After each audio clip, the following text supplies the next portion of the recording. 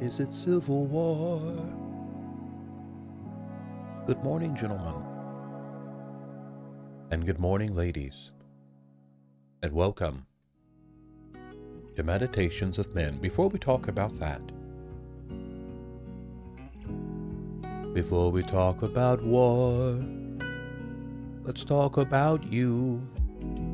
Before we talk about war, let's do what we do. Before we talk about war, let's have a talk about you. Tell me who you are today. Tell me, did it go your way? And are you okay for the moment?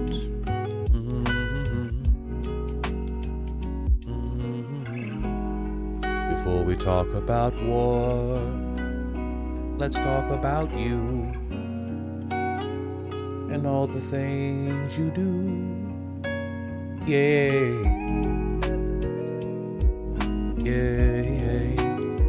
It's like reading Rainbow.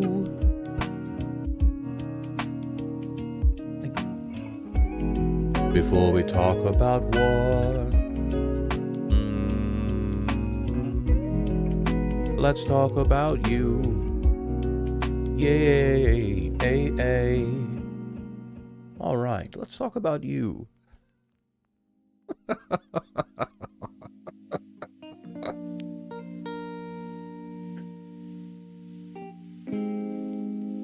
Better than reading Rainbow. That's an extraordinary thing to say. Welcome, gentlemen, and welcome, ladies. Let's catch a vibe together. Yeah.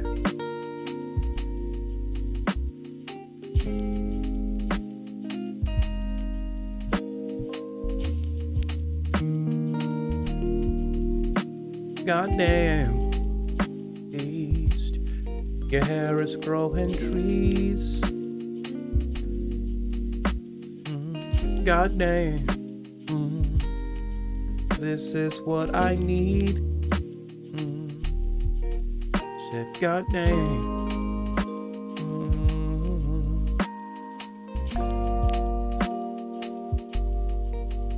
Goddamn.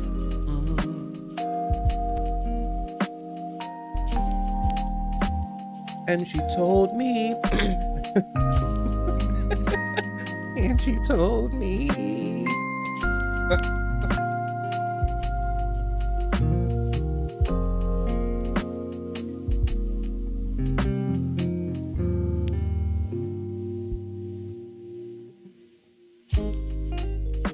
welcome, gentlemen, and welcome, ladies, to Meditations of Men, but welcome, more importantly, to a talk about you. We have a redeemed vibe check, so we will continue checking the vibe. Yeah, say God name.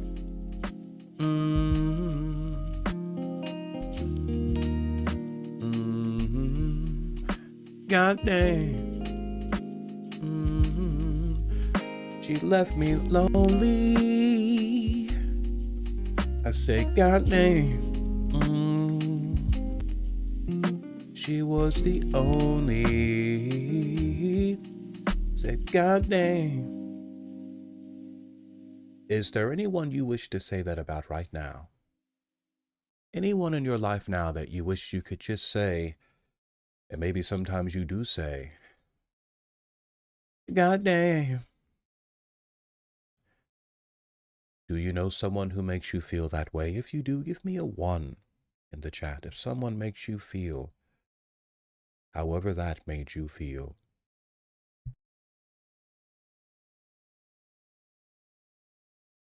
X, windmills. Someone in your life makes you feel that way. Your mama booty back in the day. My mother had a booty like a shelf, brother. It would have been too much for you, trust me. Very dangerous. Very dangerous. When my mother-in-law met my mother, That's what she said. She was like, boy, your mama's ass is like a shelf. I could serve tea off that thing. My mother-in-law says that. God bless her. She was a interesting woman. Yeah. You know, the mother-in-law is the billboard for the daughter. You know that, right? If you know, you know. If you don't know, well, then I guess you'll never know. The mother is the billboard for the daughter. The advertisement, the before and after photograph. Your wife or girlfriend being the before, and your mother-in-law being the after. If you know, you know. If you don't know, by now, well, then you may never ever know. Maybe that's you too. Yeah, the girl at McDonald's, she always gives me extra fries. Maybe you should ask her out. If you were to ask that girl out, how would you do it? Rick, how would you do it? Welcome, Lace. Suppose you were going to ask a girl out on a date. How would you go about doing that? What would you say? Hi, I saw you from over there, and I was just wondering if maybe, well, I figure a girl like you's probably got a ton of guys after her, so I just had to come over here and say something. Well, here goes nothing. I was wondering if maybe if you were free Friday night, boy, I'd love to take a girl like you out on a date. I'll come pick you up. I won't keep you out late. I won't bother you either. Just give a guy like me a chance.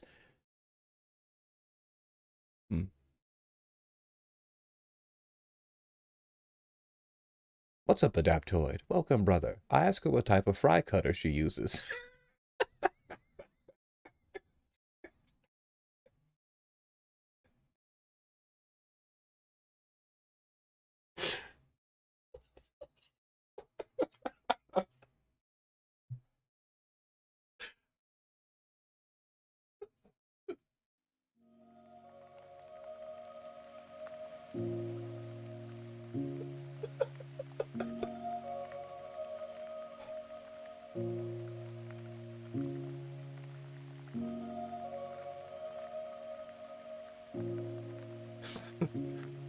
Yeah, use desperation.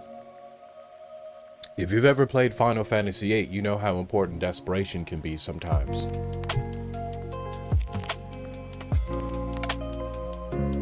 I'd ask, do I get a shake with them fries? If you're cute enough, you can get away with that. If a girl considers you cute, she'll let you get away with things that she would dump a drink on another guy for. Yeah. If you get caught looking at a girl and she's ugly, she's going to HR. She's calling security. But if you get caught looking at her and you're cute,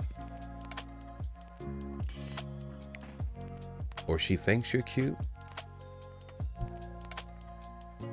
well, she kind of likes that.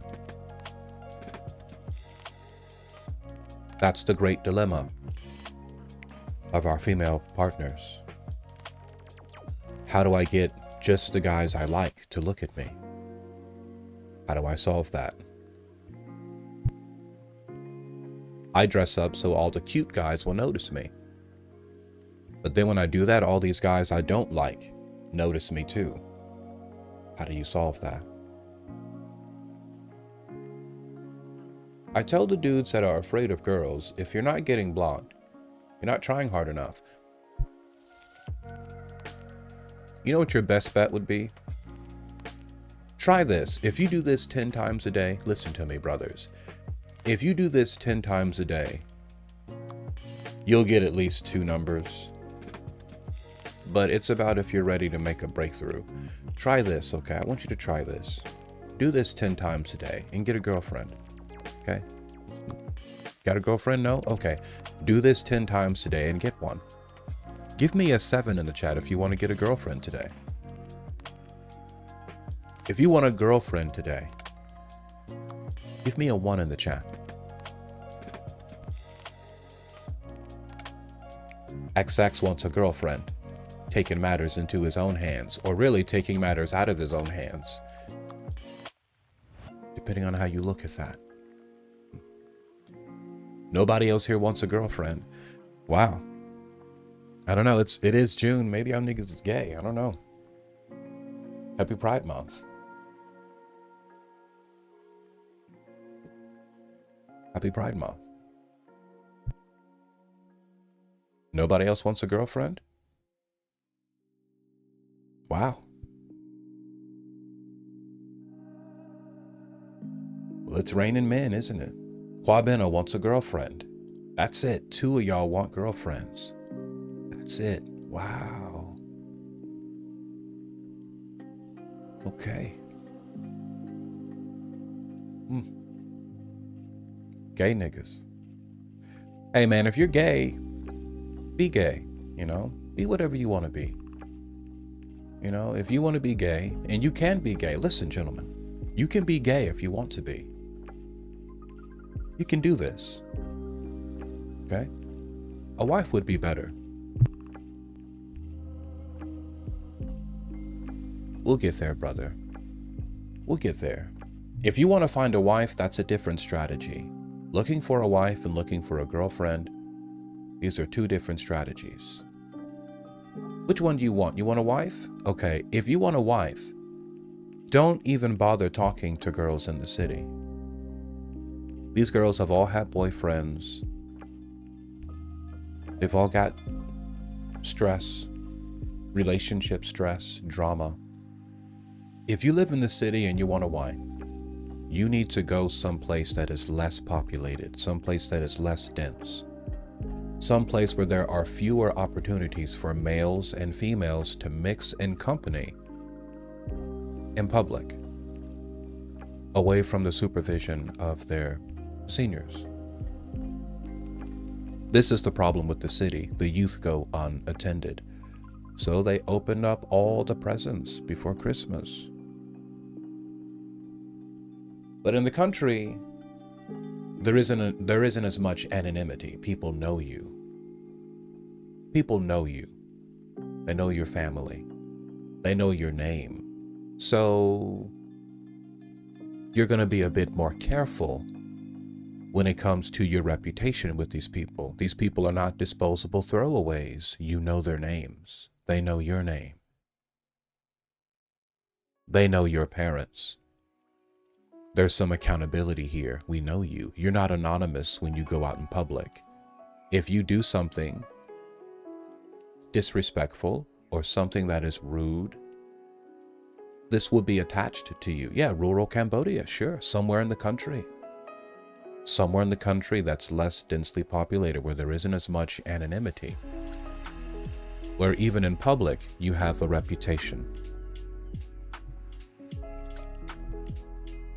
In the city, shaming and accountability doesn't matter. It doesn't. That's why you need police in the city. That's why you need police in the city. Not so much in the country. In the country, like I said, just the fact that these people know you. We know your mother. I know your father. That is enough. You don't need police. The families police themselves. It's like a self-cleaning kitchen. Or a cup or a plate that washes itself. Or a hand that can wash alone, purifies itself. I don't need another hand to wash me. I can wash myself. That's the family in the country. So that's what you would do if you're looking for a wife. You got to go someplace where you have a greater chance to meet a woman that has less experience with men. Women in the city are very experienced with men. They've been mixing in company with men since the very beginning of their lives. And not just men and their families, strange men and boys, unsupervised. Who knows what they did? They probably did everything, right? You leave kids unsupervised long enough, they're going to do everything. Right? Let me say that again. If you leave children unsupervised long enough, they're going to get into everything in the kitchen. They're going to open that pack of cookies. They're going to open that bag of chips. They're going to drink all the chocolate milk. You left them in there unattended. They don't have self-control. They're thinking about now. What is this now? What is this new toy I found that... Give me cookies. Give me ice cream. Give me potato chips. Give me McDonald's, right? Give me Happy Meals.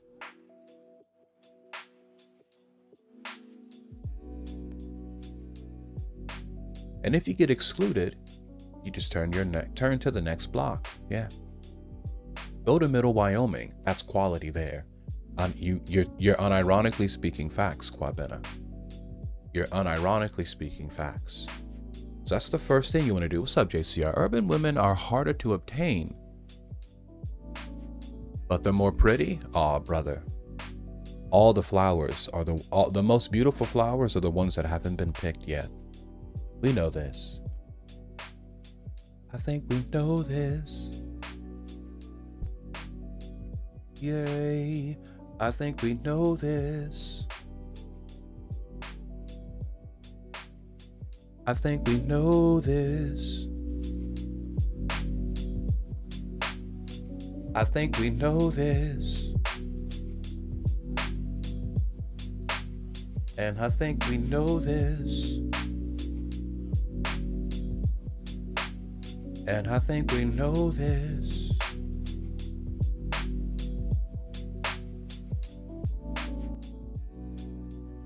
It's not that city girls are bad. They're not bad.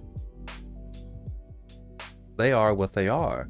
They are merely the byproduct of a series of adaptations to their environment. Women in the city have to adapt to working in close proximity with males. And this makes them a certain way.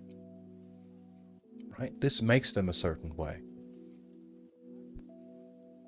They've had a lot of relationships with men, both sexual and platonic. They're just very experienced with men. They spend a lot of time with men, mixing in company with them, competing with them for jobs, competing with them for good grades and in classrooms, and every step of the way there have been men there. And this makes them a little different because they have to adapt. This makes them a bit more aggressive, a bit more challenging. They don't have that natural fear of men or boys, do they? They kind of challenge men. They've learned to compete with men, how to challenge men, how to stare a man down and break him down. Maybe you like that sort of thing, right? But I think the sort of wives that you all are looking for are a bit softer than that. They're not so rough, not so challenging. They're not challenging me all the time.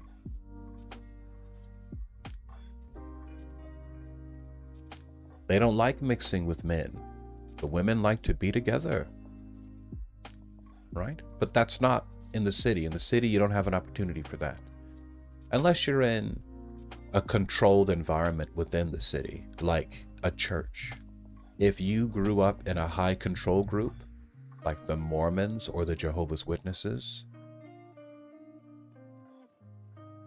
maybe you have a modicum of this because these are high control groups. High control, that means that the group interests are a large part of your life. Your life is all about meeting the needs of the group.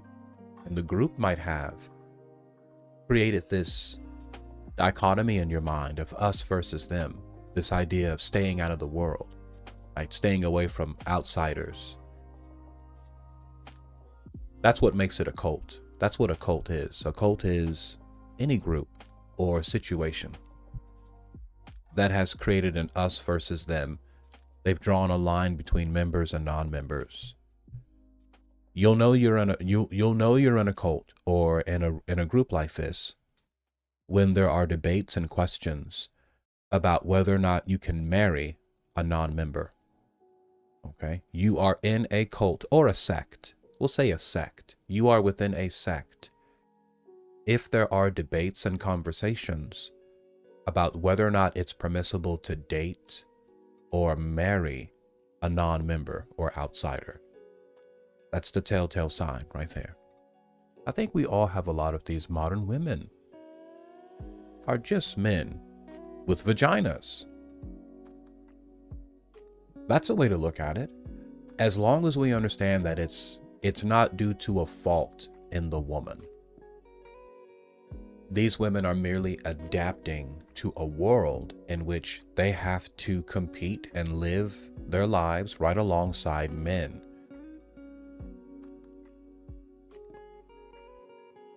This is not a culture in which women are expected to rely on the men in their families.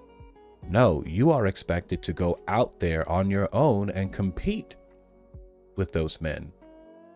Whereas in other cultures, it might be the man goes out into the world and he competes with the other men and he brings that home for his family. In your world, the women go out there and compete with each other, with the men. And this makes them a certain way. And that's not a bad thing. That's kind of a good thing. It shows the resilience and the adaptability of women, and that the women have been able to adapt to that environment. Some of you guys are scared of women. Does that demonstrate to the degree to which these women have adapted to this world? Some of them have you scared. You're scared of a woman right now. There's a woman in your life you're probably afraid of. Does this not speak to the resiliency and the adaptability of women? And I think that just means that they're great. They could adapt to this environment and even intimidate men.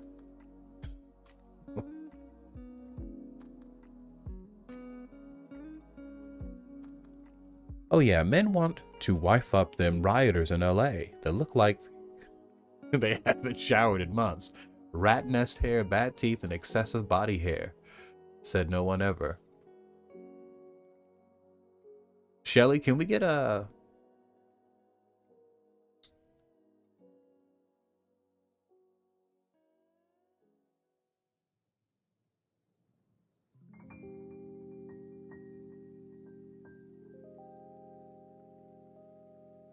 Yeah, we got the Marines down there now.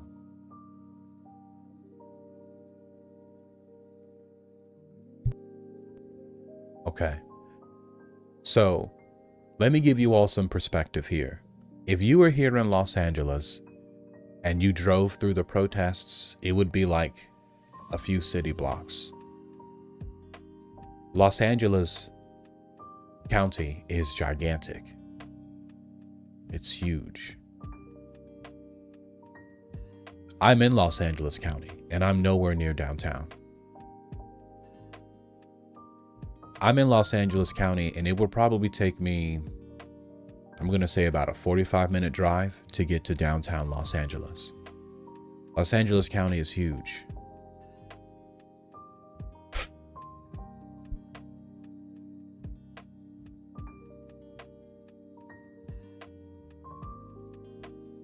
The only time I hear about the protests is when I turn on the news.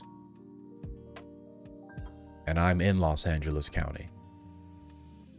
No one in my neighborhood is talking about this.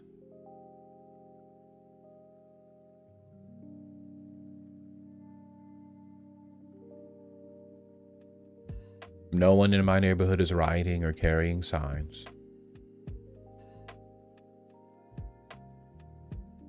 Kids are still playing outside at the park. My kids are at the park every day playing.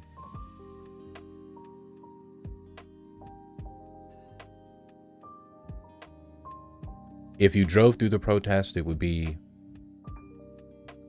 a few city blocks. So let me tell you what's going on here. Let me tell you what's going on. Can we talk about your boy Trump? Let's just talk about the man, Trump, okay? Because I think if we have a frank and honest conversation about the man, Donald Trump, you can figure out what's happening right now. You just have to know something about your boy Trump, So, who are Trump's friends? Who are Trump's friends? When Trump is praising world leaders, when he's shaking hands with world leaders, who are the world leaders that he respects? Which ones does he criticize and which ones does he praise? Let's just start there.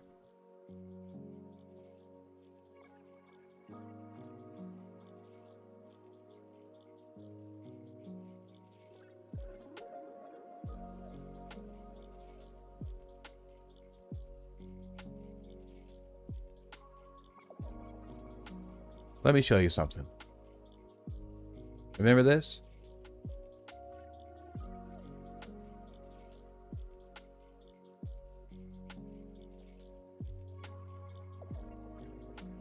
Okay. Trump did not have to meet the leader of North Korea. Didn't have to meet him. But he did. Why?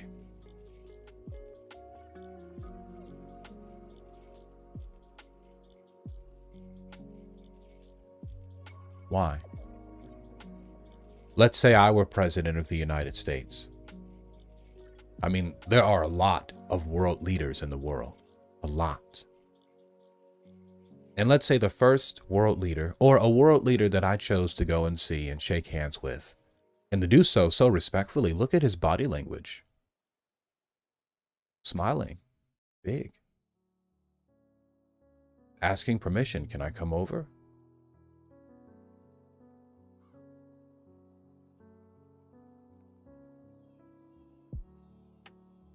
Based on Trump's body language, how does he feel about Kim?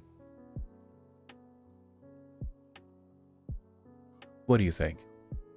Based on his body language, how he's behaving, how would you imagine he feels about him?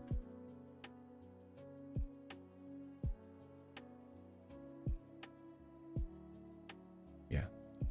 He did not have to touch him on the shoulder right here. He didn't have to pat him on the arm right there. Why did he do that? I'll let you jump to your own conclusions about what this means. But remember, there are a lot of world leaders in the world to meet. You could meet the leader of Hawaii. You could take a picture with him, right? There are a lot of divided countries in the world. There are plenty of civil wars. You could go to Sudan and you could shake hands with the leader of Sudan. You could go to Somalia, but he didn't do that. He went to the Korean Peninsula and shook hands with Kim. Patted Kim on the shoulder.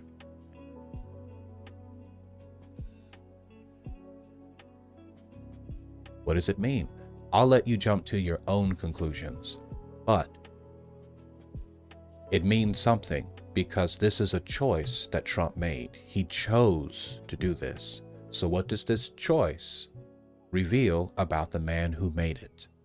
Go ahead, gentlemen, take about 30 seconds, and I want you to jump to a conclusion about what this means. When a man decides to go meet a dictator, one of the most repressive regimes in the world, a country completely shut off, where the leader has absolute control over the lives and the destiny of the people there, what does it say about that man?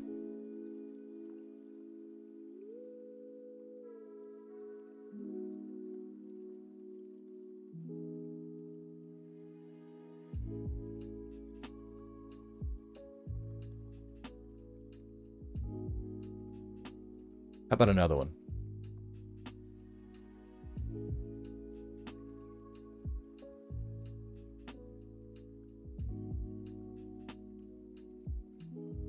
Okay.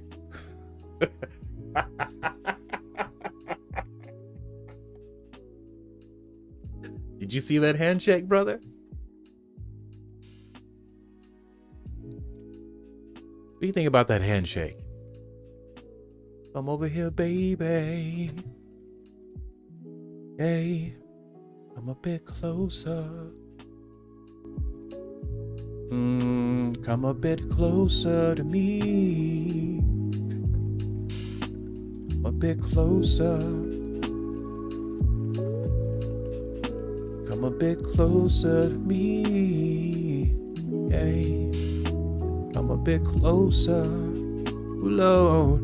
Yay. Come a bit closer to me. Yay. Come a bit closer. Come a bit closer to me. Come a bit closer.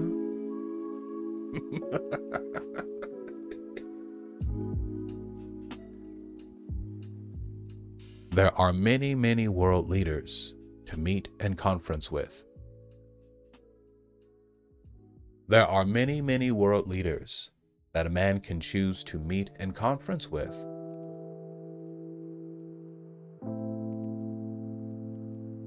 And even when meeting those world leaders, there are many ways in which you can receive them. You could receive them humbly.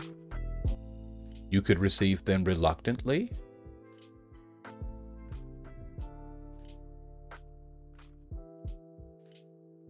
Or you can receive them happily.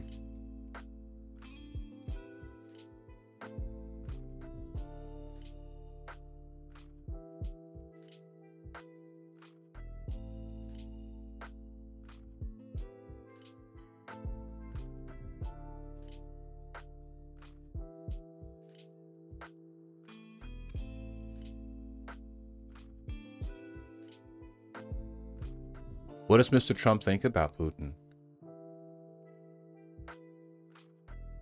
If you call Zelensky a dictator, would you use the same words regarding Putin? I don't use those words lightly. I think that we're going to see how it all works out. Let's see what happens. I think we have a chance of a really good settlement between various countries. And, you know, you're talking about Europe, and you're talking about Ukraine as part of that whole situation.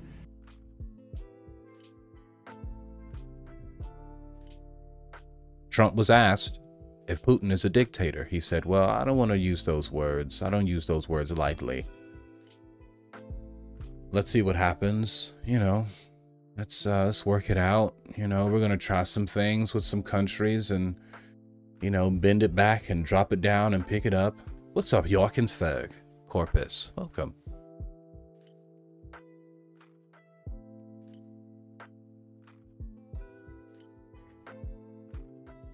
And why are we doing this? We're trying to get an idea of the man.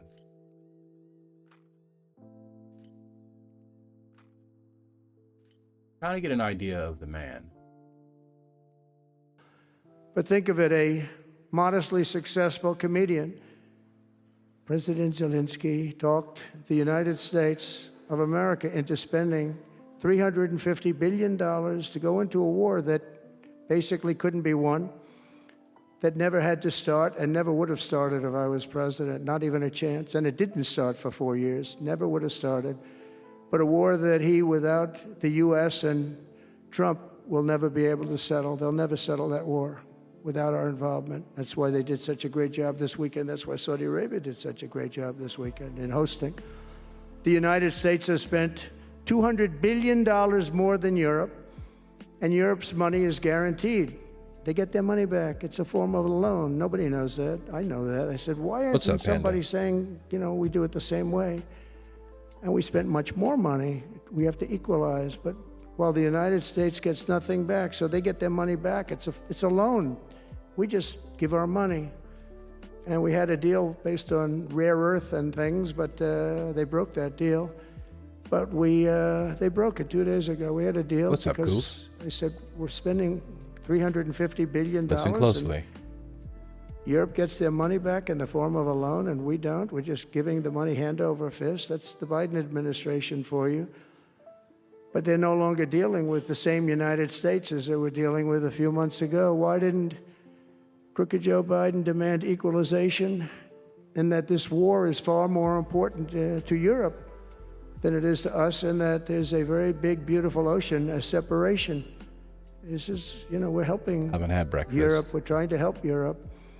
On top of this, Zelensky admits that half of the money that we sent them is missing. They don't know where the money is. He said, well, we don't know where half of it is. That's great, wonderful.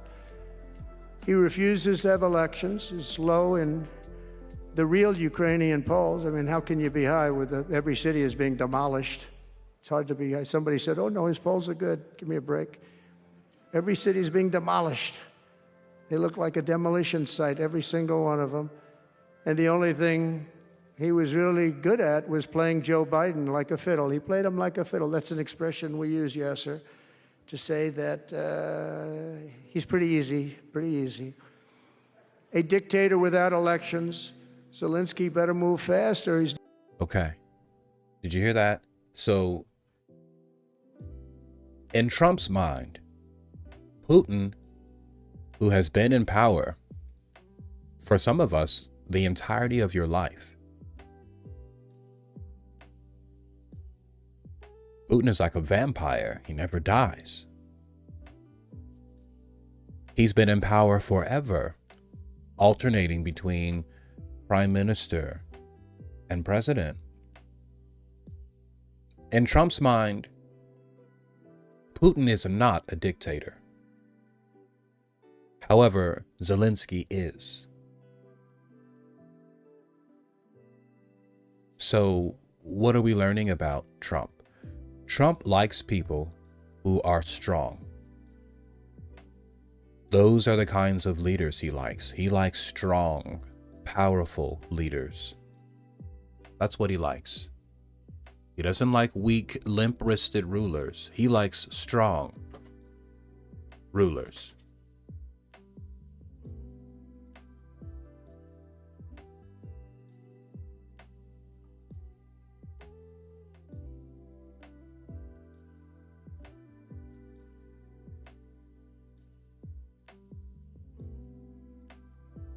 Remember this one?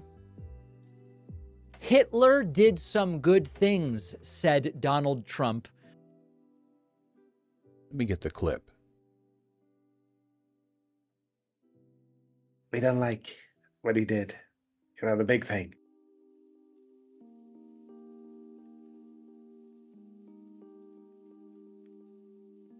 So he certainly falls into the general definition of fascist, for sure. It's an explosive comment from deep within the former Trump administration, as his former chief of staff gives a first-hand look at how life then could replay at warp speed. He's certainly the only president that has all but rejected. Just want to get a clip of him saying it. Okay, I think that was the whole thing, that they don't have a clip of him saying it, but someone had said it to him. Or he's reported to have said it to someone in his inner circle, that another Hitler did some good Republican National things. Convention speech ended in controversy. Remember this one?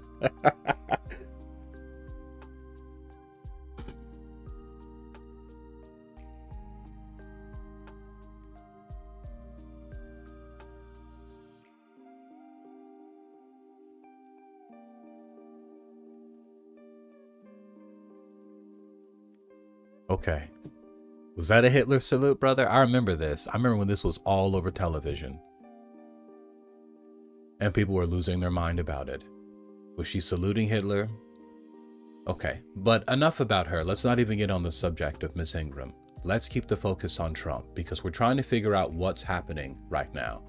What's going on in Los Angeles? What's going on here in Los Angeles County? Okay, so what kind of person is Trump? Trump is the kind of person who respects strong, powerful leaders. The leaders in the world that he respects are the leaders who have maximum control and influence over their people. You saw how he received Mr. Kim. You saw how he received Mr. Putin. What do these men have in common? They have a lot of power, a lot of control, a lot of influence over the lives of their people. Donald Trump wants to have a military parade on his birthday. There's nothing in and of itself that's wrong about that. But what it does show is it demonstrates to you the sort of person he is. He wants to have military parades on his birthday. He wants to show and demonstrate America's military might to the world. I think a military parade would be kind of cool, to be honest. But what sort of leader does that? Well, Mr. Putin does that. Mr. Kim does that. I mean, a lot of leaders have military parades, but wanting to have it on your birthday, well, that demonstrates something about you as a person.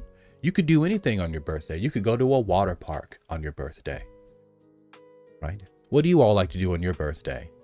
Go ahead, chat. Tell me. Type into the chat, what do you like to do on your birthday? Maybe you like to go swimming. Or maybe you like to go to bed. Just go to sleep. Bad Vibe says orgies. Okay. Like to have orgies on your birthday. All right. Sounds like fun. As long as people can keep a secret and enjoy something for what it is, right? On my birthday, I like to open the nearest manhole and go down searching for turtles. Interesting, Donnie. But you got to be careful with those turtles, because I heard that if you get too close, one of them will lay on top of you and hold you down, and I think you know the rest. Getting drunk and hiring sex workers. Okay, happy birthday to you, brother. I don't like birthdays, Rick says. It just reminds me I'm getting old and I haven't done much in life. I think you've done plenty. What is it that you feel you should have done by now? Say it out loud. What's the one thing you feel you should have done by now? Okay, well, Mr. Trump likes to have military parades on his birthday. Now, what does that say about him? This is a man who likes strong, powerful things. I want to demonstrate to the world how strong and how powerful I am. So given that Donald Trump looks up to these sorts of leaders, who was that other leader that was just at the White House that Trump is paying to take these, to not send back these deportees? Was it the president of Salvador? The one that was joking around calling himself a dictator. He was like, huh, I'm a little dictator. Yeah, this is the guy Donald Trump said he wanted to, Venezuela. Donald Trump said he wanted to start sending Americans down there. This guy.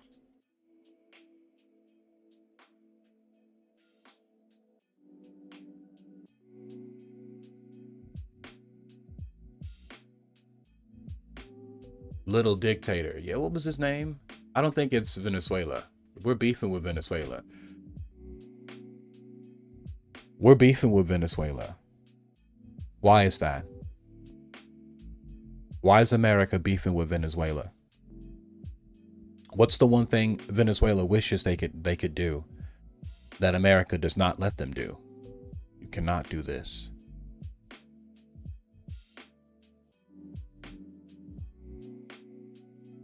What does Venezuela make? Lots and lots and lots of.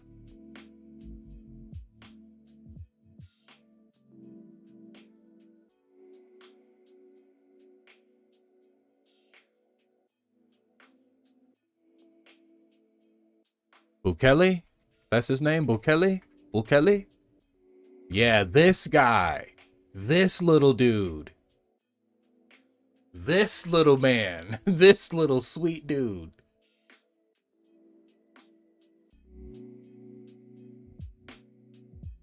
This dude right here.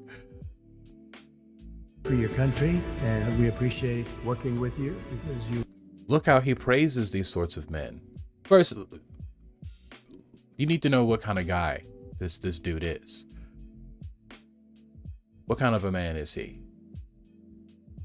Well, I'm supposed to have suggested that I smuggle terrorists into the United States, right? It's always how can I return him to the United States? Like, I smuggle him into the United States, or what do I do? Of course, I'm not going to do it. It's like, I mean, the question is preposterous. How can I smuggle a terrorist into the United States? I don't have the power to return him to the United States. El Salvador's President Nayib Bukele stood by President Trump's side in the Oval Office as the debate rages on over Kilmar Abrego Garcia, the Maryland man who was wrongly deported from the U.S. to El Salvador alongside 260 suspected gang members under the Alien Enemies Act. So who is President Nayib Bukele? Here's everything you need to know. At the relatively... All right, I'm gonna go ahead and say it. This dude is a little zesty. Happy Pride Month. But is it just me, or was there a little zest? President Nayib Bukele. Here's everything you... Hey, happy Pride Month, and big, shout out to the LGBTQIA plus community. But this dude is zesty. Under the Alien Enemies Act. So who is President Nayib Bukele? Here's everything you need. See, I knew he was a little too handsome. See, he was a little too pretty, you know.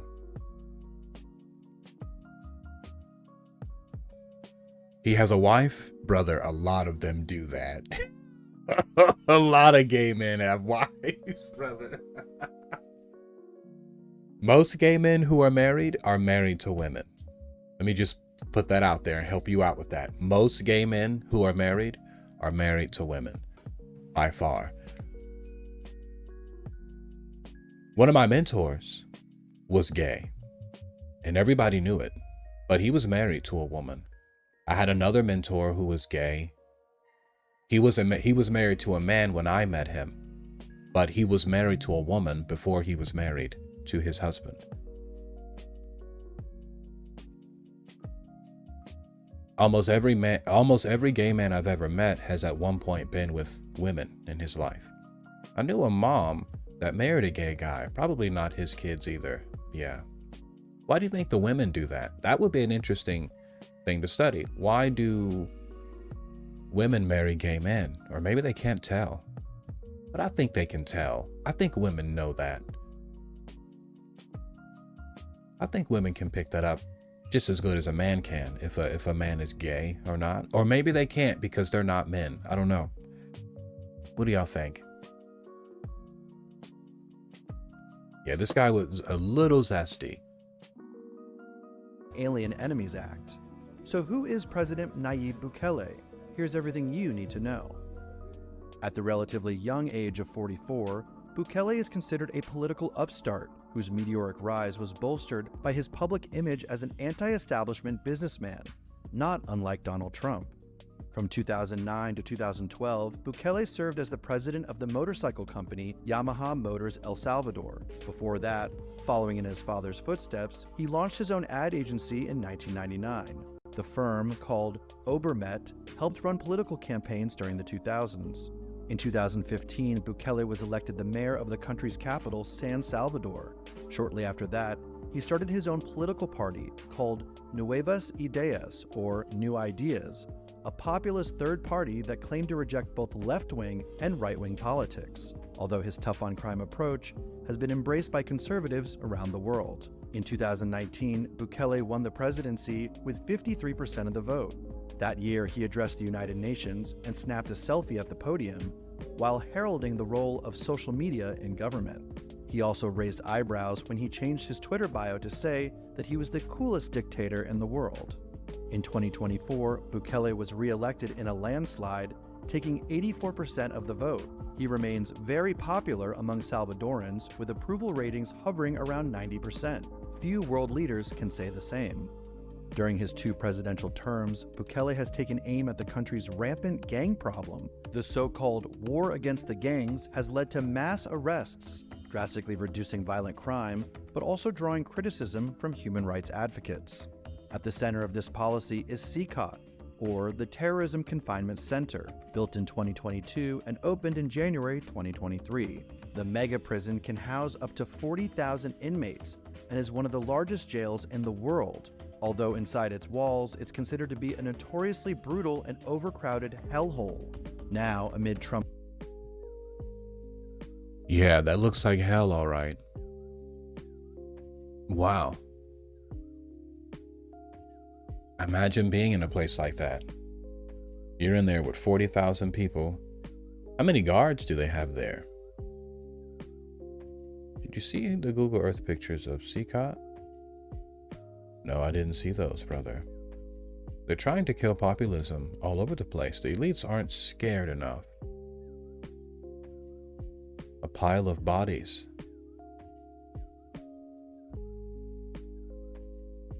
It's considered to be a notorious. So this guy calls himself a little dictator. Okay. Kind of proud of himself. Now, how does Donald Trump receive a man like this? Mr. President, it's an honor to have you. Doing incredibly for your country, and we appreciate working with you because you want to stop crime, and so do we. I want to thank you for the great job you're doing. I'm really happy to be here, honored, and eager to help. The worst moment. Okay. Loves him. Loves the guy. Look at the production of this commercial.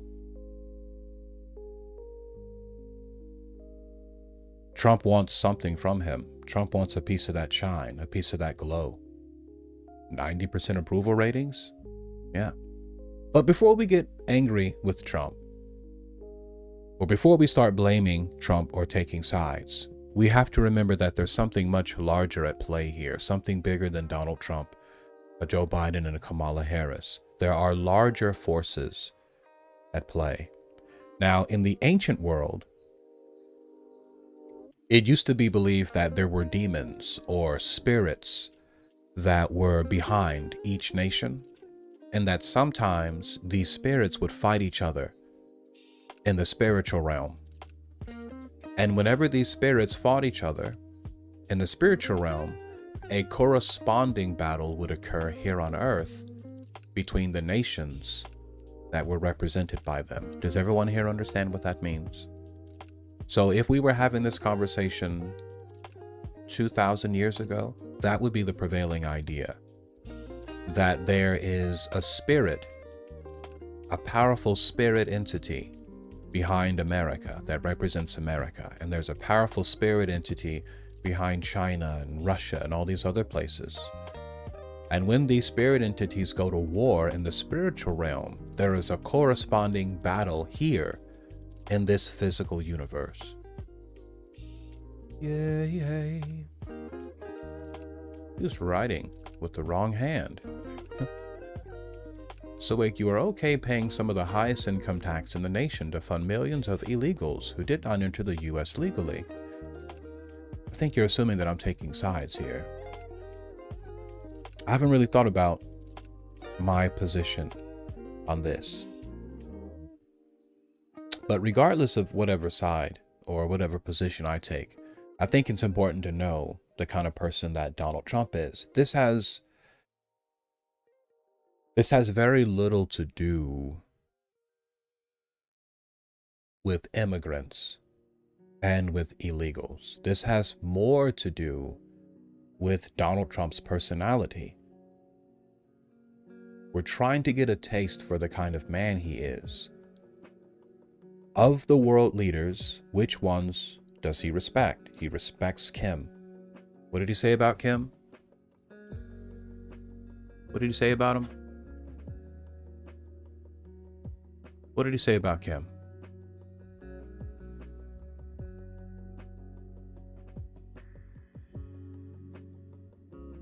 Under President Bush, Russia invaded Georgia. Under President Obama, Russia took Crimea. Under the current administration, Russia is after all of Ukraine. Under President Trump, Russia took nothing.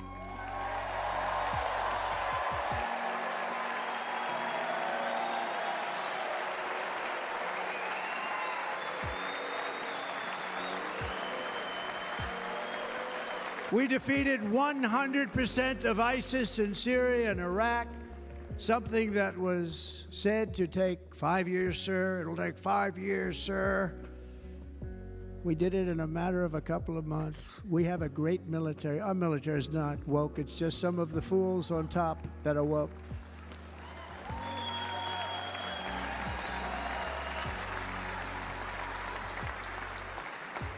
I got along very well. North Korea, Kim Jong-un, I got along very well with him. The press hated when I said that. How could you get along with him? Well, you know, it's nice to get along with somebody who has a lot of nuclear weapons or otherwise, isn't it? See, in the old days, they'd say, that's a wonderful thing. Now they say, how could you possibly do that? But no, I got along with him, and we stopped the missile launches from North Korea. Now North Korea is acting up again, but when we get back, I get along with them. Okay. Could you get along with a guy like him? Could you get along with him? Could you sit in a room with this guy, knowing what he does? Got prison camps, people starving to death, executions of your family members. Would you get along with a guy like this? I might tolerate a man like that, but get along with him, I think that might be an ongoing struggle to get along with him. I mean, I can tolerate a guy like that because we have something in common, but get along with him, be friends. I don't think I could be friends with a guy like that. Don't you shoot people here for making mistakes? Like, didn't you order your uncle to be shot? I've heard a lot of stuff about you, my guy. So we need to talk. And I don't know if I would get along with a guy like that. I might tolerate it, but get along with it? I don't know about that. That might be an ongoing, developing situation.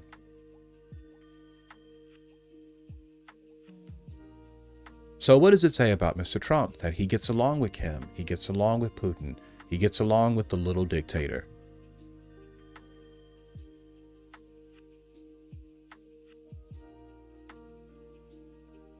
When you examine a man's closest friends, or the choices he has in friends, what does it tell you about the man? I think it tells us that Trump likes strong, powerful men who have absolute control.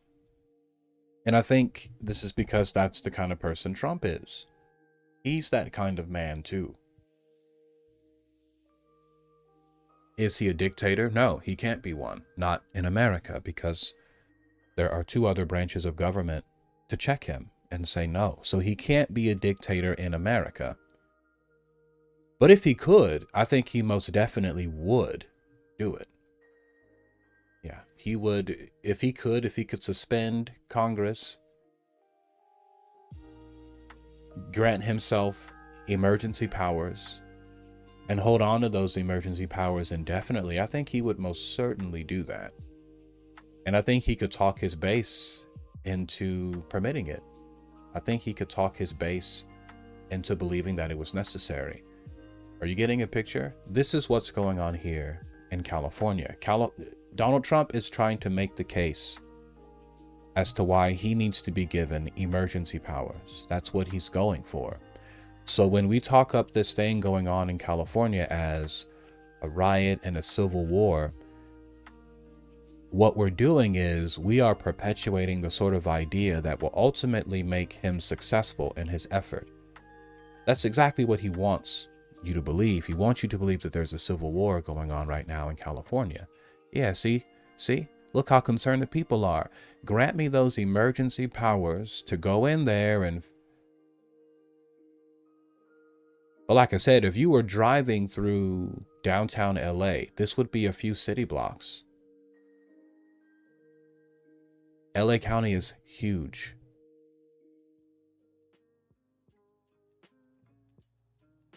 The first Roman emperor never called himself an emperor, and the Senate still existed. They held a facade of power. ALI, the real power, was concentrated in Augustus. Speaking of Roman things, brother.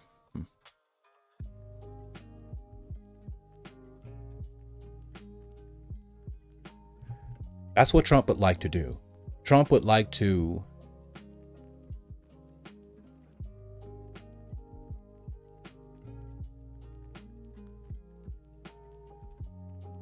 put martial law in place, declare martial law, and grant himself emergency powers. Now, why would he want to do that? What would be the point in that? Well, Mr. Trump has set a quota for arrests. They want 3,000 arrests a day.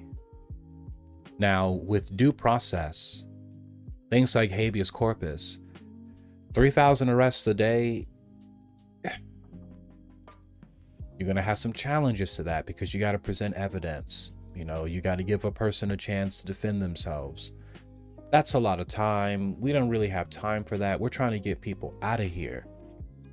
You understand? That's why they're challenging habeas corpus, because it stands in the way of what they're trying to do. Why would they? And this was before the protests started. So what's going on here? Why were they trying to suspend habeas corpus even before there were any riots going on? It's because they're trying to make the argument for something.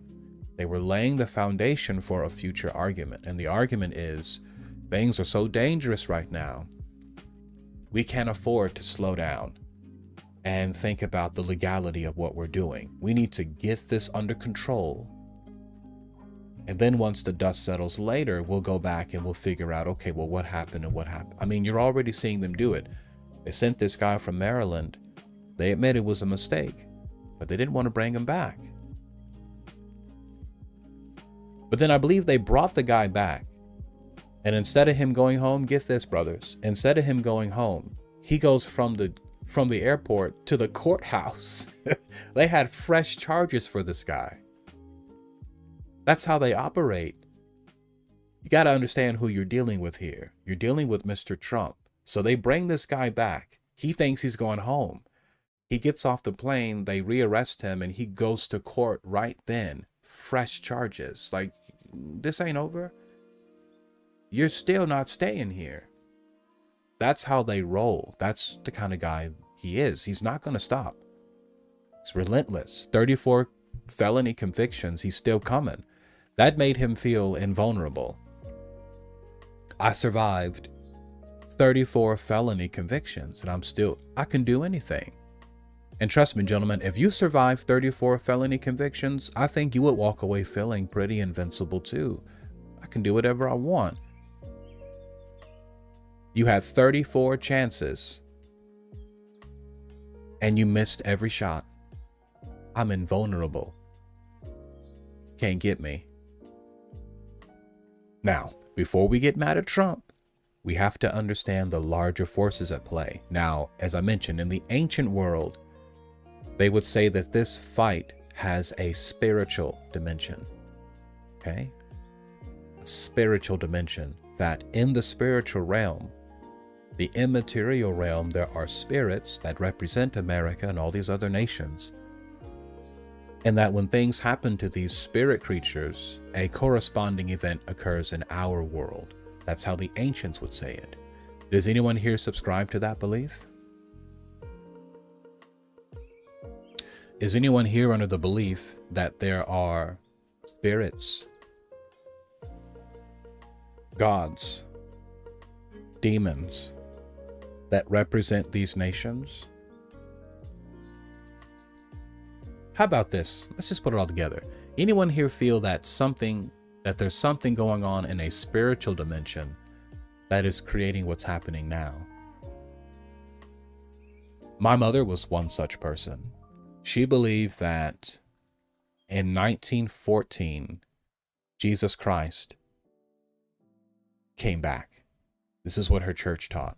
Her church taught that in 1914, Jesus received kingdom power from God. God granted kingdom power to Jesus Christ in 1914. And as God's freshly enthroned king, the first thing Jesus did was kick Satan out of heaven. That's what he did. Kicked him out. He had a war with Satan in heaven in 1914. And at the end of that war, Satan and all of his demons were thrown out of heaven, down to the earth.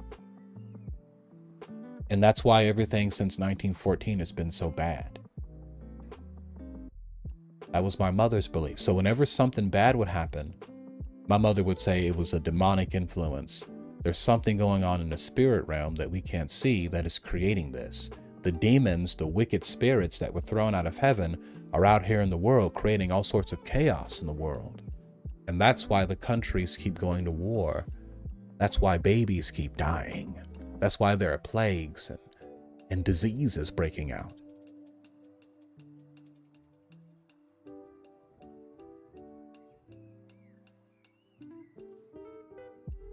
Christian eschatology is constructed around this. There are many Christians who believe that we're living in what's called the last days. The last days. Okay? And that because we're living in the last days or the end times, that there's increased demonic activity. Things are getting really bad. What they don't realize is that Paul was under the belief that those things were going to happen before he died. The person who wrote that thought that all of those events were going to happen before he died. You know what? Let's go there. Take out your Bibles, gentlemen.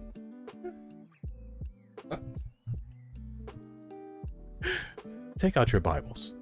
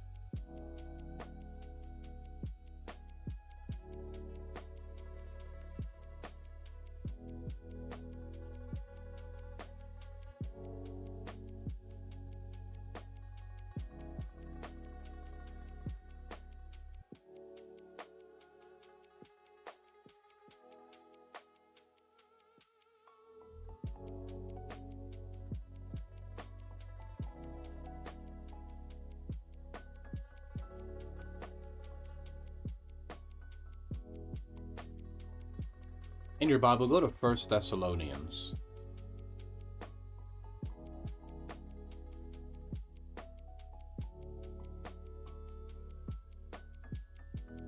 Sometimes when I read this, it makes me want to cry. 1 Thessalonians chapter 4, and let's read verses 16 and 17. Verse 16 says, "For the Lord himself shall descend from heaven with a shout, with the voice of the archangel, and with the trump of God, and the dead in Christ shall rise first. Then we, which are alive and remain, shall be caught up together with them in the clouds to meet the Lord in the air, and so shall we ever be with the Lord." What is Paul talking about? Paul is talking about the return of Christ. This is the oldest book in the New Testament, by the way, 1 Thessalonians. Okay, it predates the gospel of Matthew, Mark, Luke, and John. He says, "For the Lord himself shall descend from heaven with a shout, with the voice of the archangel, and with the trump of God, and the dead in Christ shall rise first." So in Paul's mind, Jesus was going to come back with the physical body, a pneumatic body, but a physical body.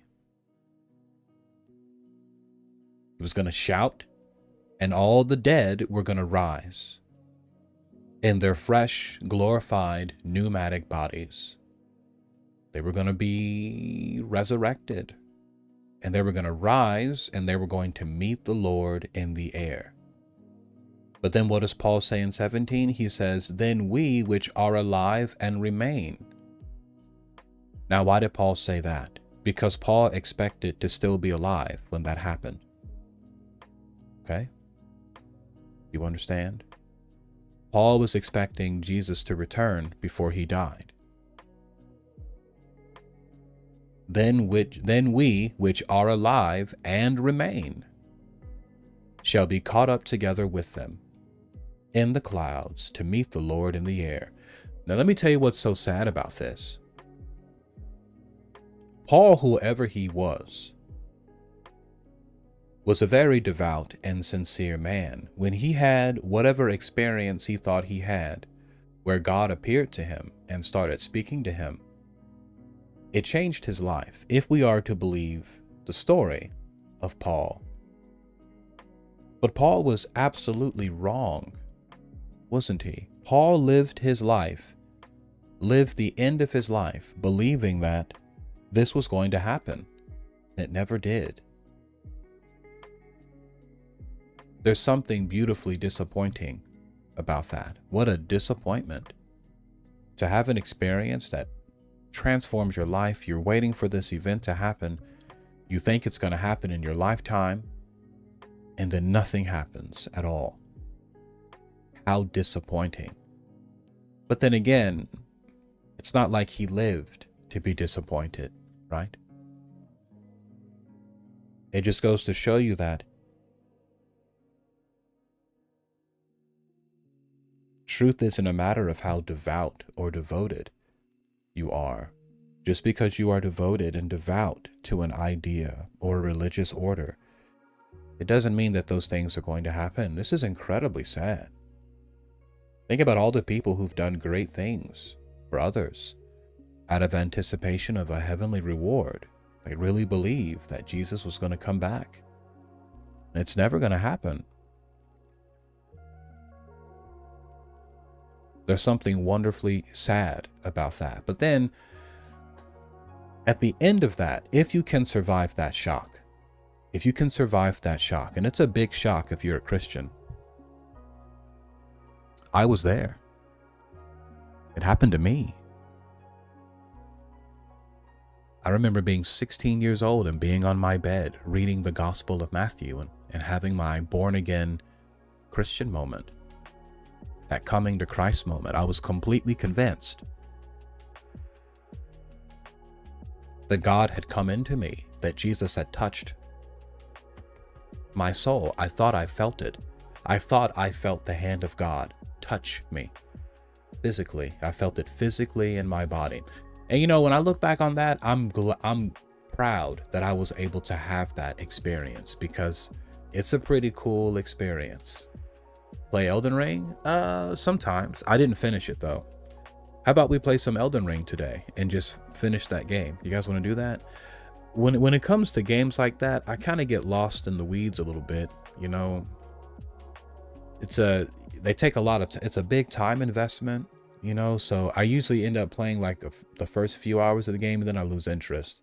But if that's something you guys want to see, if we meet our sub goal today, which is just 3 subs, I'll do it. I'll give you guys some Elden Ring today. And we'll make a commitment to play through the whole game. How about that? Because I'd like to finish that game too at some point. There's a really good allegory for Jesus in it, where there's a demigod underneath the Ergis tree that's decaying and low-key infecting the roots of the tree from deep down. Ouch. But he's still alive, but only in the flesh and not the spirit. Wow.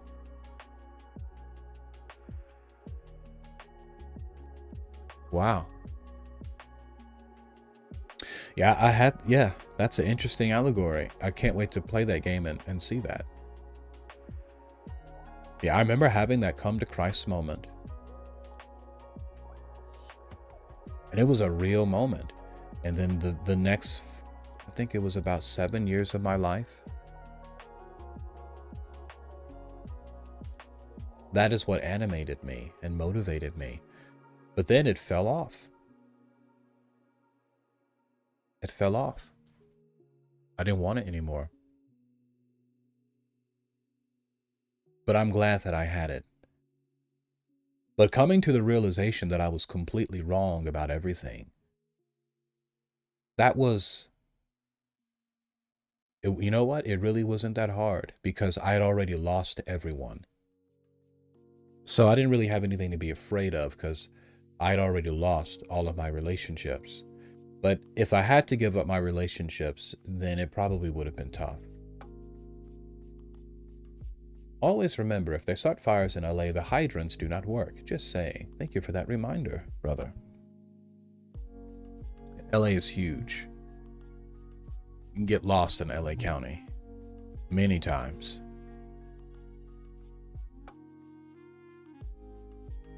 It's huge out here. So this is what's happening. Okay. Let's hear it from Mr. Gavin Newsom. Because Mr. Newsom weighed in on this, the governor.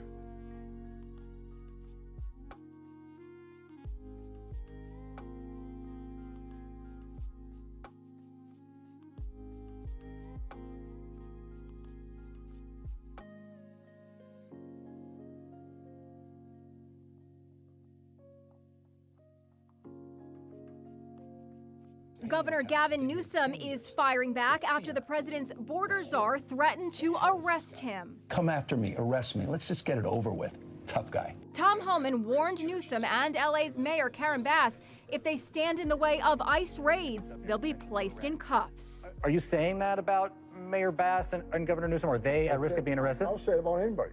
You cross that line, it's a felony to knowingly harbor and conceal an illegal alien. It's a felony to impede law enforcement from doing their job. President Trump seems to think it's a great idea. Gavin Newsom, he's daring Tom Homan to come and arrest him. Should he do it? I would do it if I were Tom. I think it's great.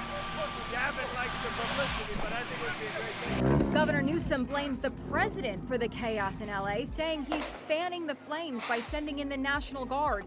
And he's also lashing out at Secretary of Defense Pete Hegseth for threatening to deploy the Marines. Pete Hegseth's a joke. He's a joke. Everybody knows it. So in over his head. What an embarrassment. Trump is responding on social media. We made a great decision in sending the National Guard. If we had not done so, Los Angeles would have been completely obliterated. Okay, so this is outrageous. This is an outrageous thing to say that Los Angeles was going to be obliterated. It's wild. That's just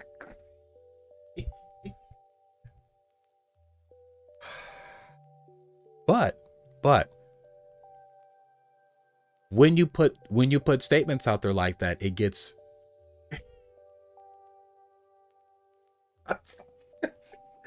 obliterated, brother. That's just crazy. That's just, you guys gotta, just trust me, brother. I told you, if you drove through these protests, you'd be through it in like 3 minutes. I mean, it's like 3 city blocks. And to say that the city is going to be obliterated is that's just outrageous. That's outrageous. But if you say stuff like that, if you can make the case and you can convince enough people that that's true, well, now you can do outrageous things and no one will notice. You can roll the National Guard, right? You can send the Marines in. If that picks up and people believe it, oh, well, now you can do all kinds of stuff now. You can start instituting martial law.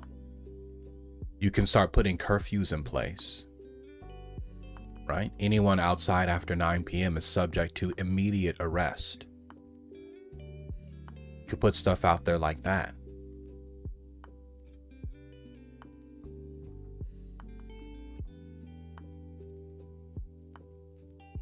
Obliterated. Los Angeles is going to be obliterated. That's ridiculous. That's fake news, bro. I mean, we out here obliterated? Brother, we're out here right now obliterated.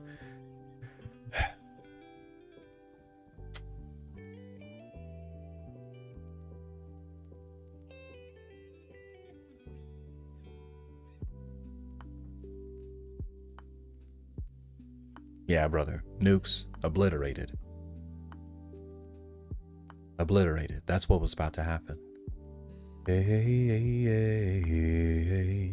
Now, the reason why Trump is getting a lot of flack for this is because he assumed control over the California National Guard by stepping over Gavin Newsom.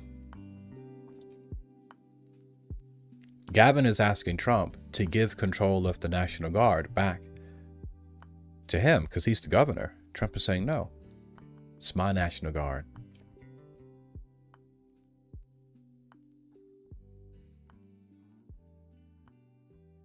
That's my National Guard. That's what Trump is doing. You got to come out to Los Angeles and just see how big this place is.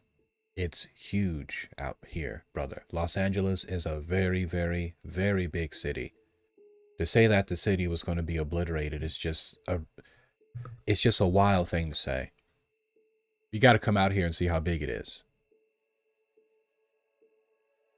That's like me releasing a cat in your house and saying that everyone in your house is under threat of immediate attack because there's a kitten in your basement.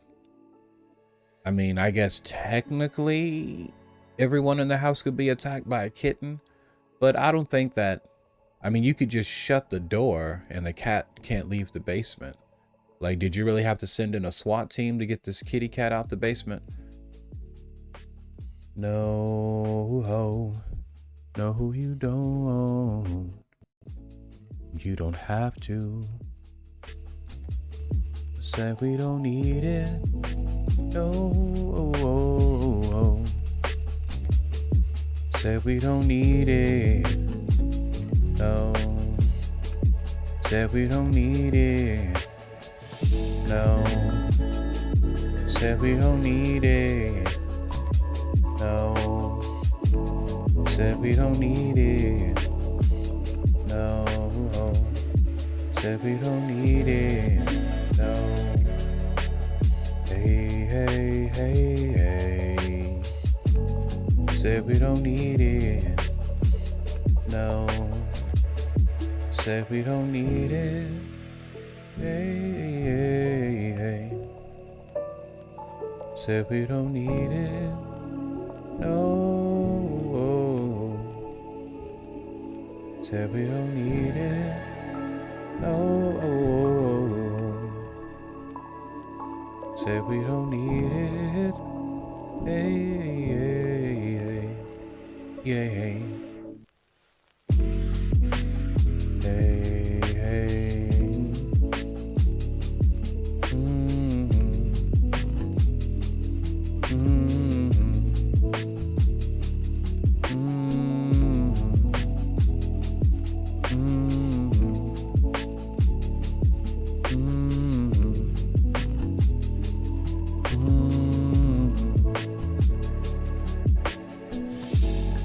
Okay, so gentleman Trump has won this round. What's up, Dooliness? Imagine if the white people marched yelling, "The race," waving flags. I don't know what that means. Yeah. Oh, La Raza. Oh, I know what you're talking about. You're talking about the you're talking about the Mexican. Okay, yeah. You do have some of that down here. Yeah. La Raza. The race. Yeah. It would look different. It would look very different, and the response would be very different too. You know why, right? Tell me why. And let's be honest here. Right? Let's tell the truth. There is a reason, and there is a valid reason, why when white supremacists get together, the media shuts that down right away. But if black supremacists or brown supremacists get together, the media kind of plays it down. I want you to be completely honest with me and tell me why that is. There is a legitimate reason to do this. And I think if we just be honest about this for a second, we could get to it. They fly planes and drop Molotovs because white people are better at rioting. Well, I'm not going to say that. I'm going to point to something a little more practical. I'm going to say probably upwards of 90% of the firepower in America is with so-called white people. If white supremacists got together, and enough of them got together, they could really do something. They have a lot of guns, and they have a lot of power. Something could actually come out of that. Something big. They would actually have the means of overthrowing the government. You understand what I'm saying? If all of the angry white men in your town got together with their AR-15s, that would be a serious problem. Big time. Big time. Because a lot of those white men would be police officers. Some of them would be senators. Or they would come from the families of senators. They'd have political connections. Some of them would be military men, retired, active. If your white supremacists got together, they could really shut some shit down. That's the kind of firepower that could overthrow a government. You understand? But if a bunch of Mexicans get together with the sign that says La Raza, okay, other than that pissing you off, what can that really do? Nothing. Nothing. If all of the Mexicans right now got together, they wouldn't have the necessary firepower to do anything that the police and the National Guard couldn't shut down in a few hours. Same thing goes with black supremacists or any other supremacist group, except your white supremacists. No, no, no, no, no, no. If they got together, if they pulled up with their guns, that's a very different story. Because if this gets out of hand, you don't really know who's going to win or what's going to happen. Because some of those senators and lawyers, some of those business owners, some of the men who own the gun manufacturers, hold on a second, some of the men that own the gun companies that make the bullets, and some of them are white men, and whoa, that's a lot of power. So you have to worry about that. But a bunch of black people, okay, other than that really pissing you off. Could the Black Lives Matter movement have really I mean, come on now, let's just be honest here. Could the Black Lives Matter movement have overthrown the American government? What you think? Just shut off the damn EBT for a month and starve them out. And I mean that seriously. Shut off the damn EBT and starve them out.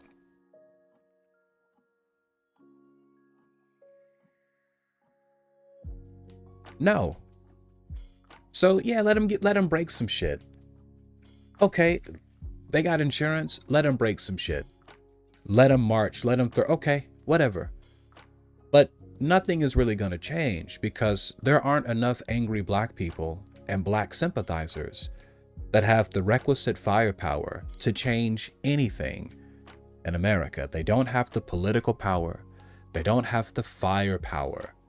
They don't have any power. They can't do anything except march and get mad and throw shit.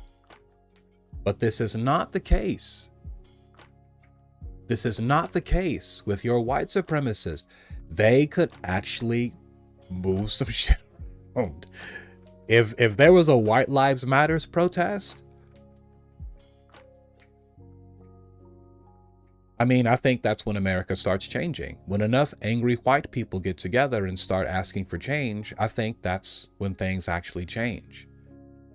That's why the government is really sensitive to that. Yeah, they're going to be all on you, brother. You better not do that, because that's a real threat. Black Lives Matters movement, other than pissing you off, it had no power, none, to change anything at all. At the end of the day, black people, brown people still have to ask, can I have some more equality, please? They still have to ask because they don't have the power. They don't have the numbers. They don't have the firepower. They don't have the political power. So they have to put their hand out and ask. But your white supremacist groups, they don't have to ask. They can just start making shit happen if enough of them get upset enough to actually start pushing the issue. Or if enough of them felt that pushing the issue through legal channels wasn't going to get them anywhere. That's the first Civil War.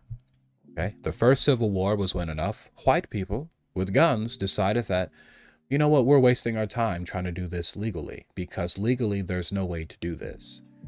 We've been pushed out of the House. We've been pushed out of the Senate.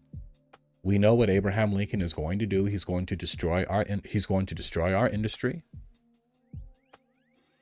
So let's just go ahead and pull out of this now. No. We're pulling out. There's no reason for us to stay in this union. We're done.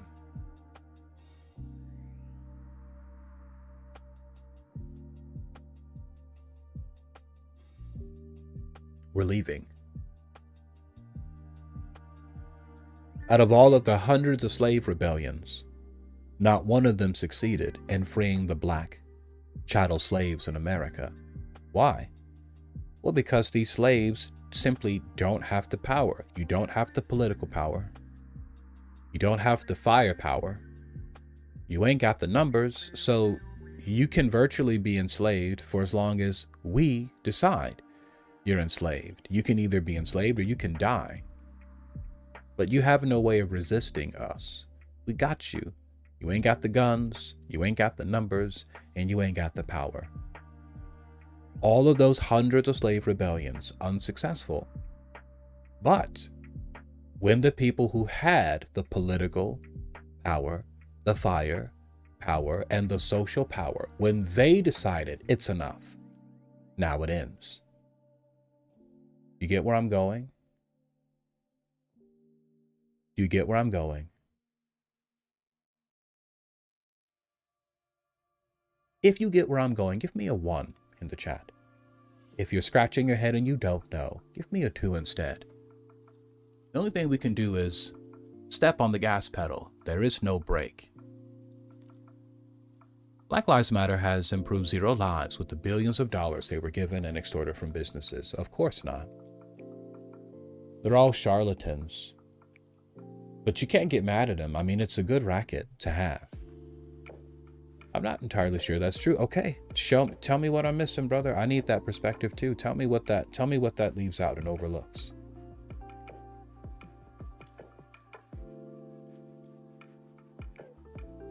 What were who trying to do?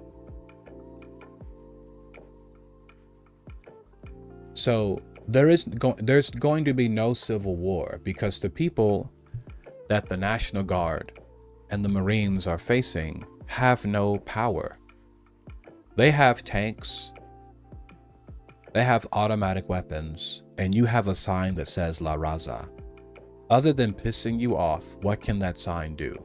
Nothing. Nothing. These people don't stand a chance. And I think we know that, right? But then Trump gets on TV and says, Los Angeles is going to be obliterated unless we get the National Guard in here. That's just outrageous. But it gets Trump what he wanted. And what did Trump want? Trump wanted a military presence in California. Now he's in this Democratic stronghold. He's got boots on the ground. Ooh. Dang. He's talking about arresting the governor. How long has Donald Trump wanted to arrest the governor of California? What if finally, the Democratic stronghold of the West could be broken up? What if California flips and goes Republican? Wouldn't that be something? I mean, if California flipped and went Republican, I don't think the Democrats would have another election.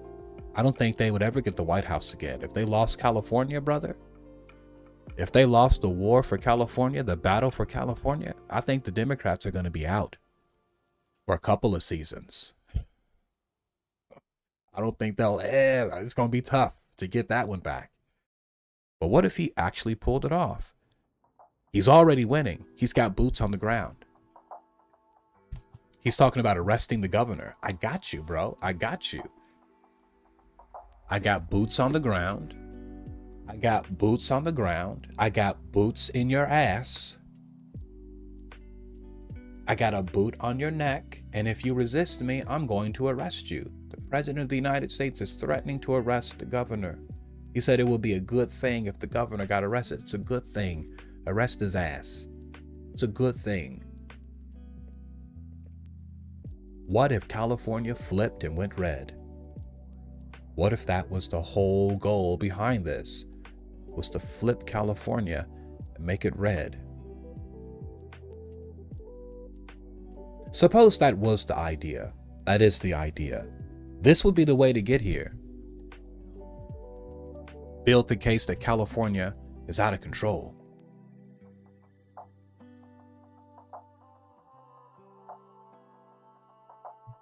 Hitler did something very similar. I do not mean to compare Mr. Trump to Mr. Hitler, but this is straight out of the dictator's playbook, okay? Because you have to justify invading another country or another territory, right? You got to make some sort of argument for it. This is how Hitler took Czechoslovakia. There was a small German minority that lived in Czechoslovakia. They had lived there for generations and they were perfectly fine. You understand? They were perfectly fine. They weren't being persecuted. They weren't getting bullied. None of that stuff. They were perfectly fine.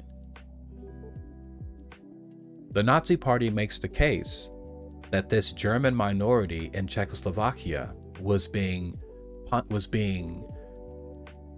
treated unfairly.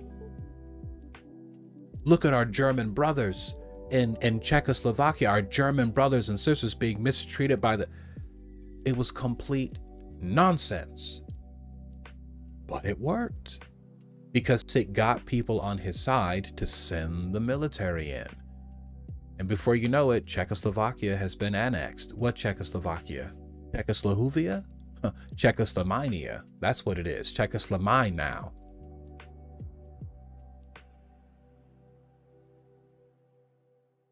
Right? So you have to make the case, because if you just send the military in, that's a little too obvious what you're doing. You have to make the case that you're doing it to protect the people, because if you don't, the people are going to rise up against you. They'll resist you. So this is a perfect way to do it. You got a lot of people here. Here's what they're doing. They're snatching people off the streets. Okay? People are going to school. Right? People are going to school and not coming home. Going to school and not coming home from school. This is the reality for some people. And the parents are like, how come my son didn't come home from school today? And then they learn that their child was arrested by ICE and deported. This is happening right now. Okay? Now, I want you to imagine that this happened to you. Your son goes to school and he disappears. And then you find out through the grapevine that he was arrested and he's about to be deported. What would you do? Let's say this happened to you and a few other people you knew. What would y'all do? You might be pretty pissed, right? You might start fighting back against the police. You might be like, you ain't coming to take no more of us. Get away from here, right? You might start resisting. I mean, that's a natural reflex. You ain't taking my family. You ain't taking mine either. So now you're resisting. Maybe you're packing weapons on you now. These guys jump out, try to grab you. You fight back. Okay, so now you're fighting back. Oh, you guys are fighting back? Well, we need more firepower. So now we're upping the ante. We're snatching up more. You're fighting back more. Oh, you're fighting back? Now we'll roll in the National Guard. Oh, you're fighting back? Now we'll roll in the Marines.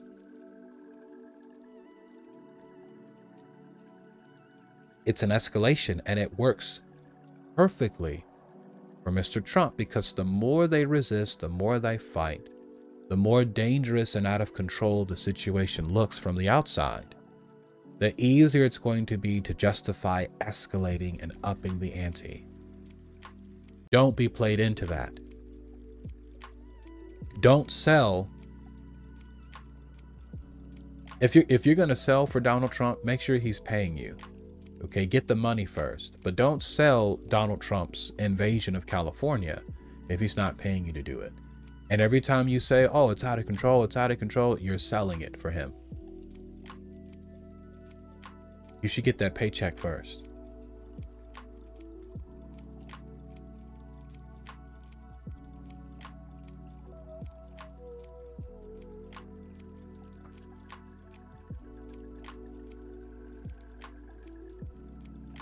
Yeah, there was one such kid.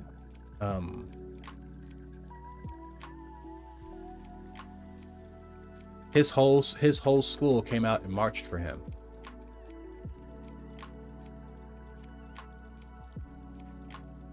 His whole school, they found out what had happened to him, and they came out and marched for him. Did y'all hear about this? I think this was in Massachusetts.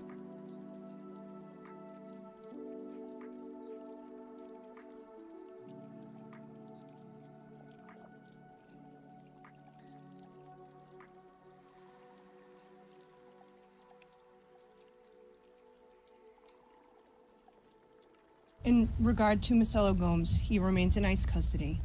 He was not the target of the investigation, but like we have repeatedly said, sanctuary policies put us in a position to go out into communities and look for people.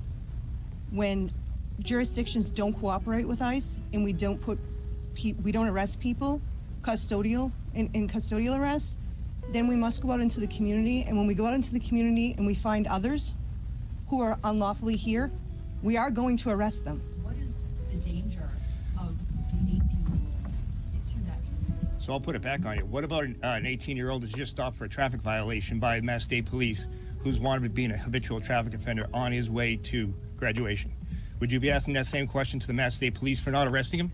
Like, I didn't say he was dangerous. I said he's in this country illegally, and we're not going to walk away from anybody. So where is he? Is he having due process? Does he have a lawyer? Yeah, well, the whole due process thing, ICE doesn't just scoop people off the street and remove them. Everyone gets due process, and that is what... And that's the problem, you see? That's the problem. Everybody gets due process. That's slowing down the arrests. They want 3,000 arrests a day. It's slowing us down. If there was only a way to get rid of this due process, that's why you see them attacking habeas corpus. It's a problem. We're trying to get these arrests done. We're trying to get these deportations done, and we have to keep slowing down for this thing they call due process. If we could just temporarily suspend due process, we don't want to get rid of it, but if we could just temporarily suspend it,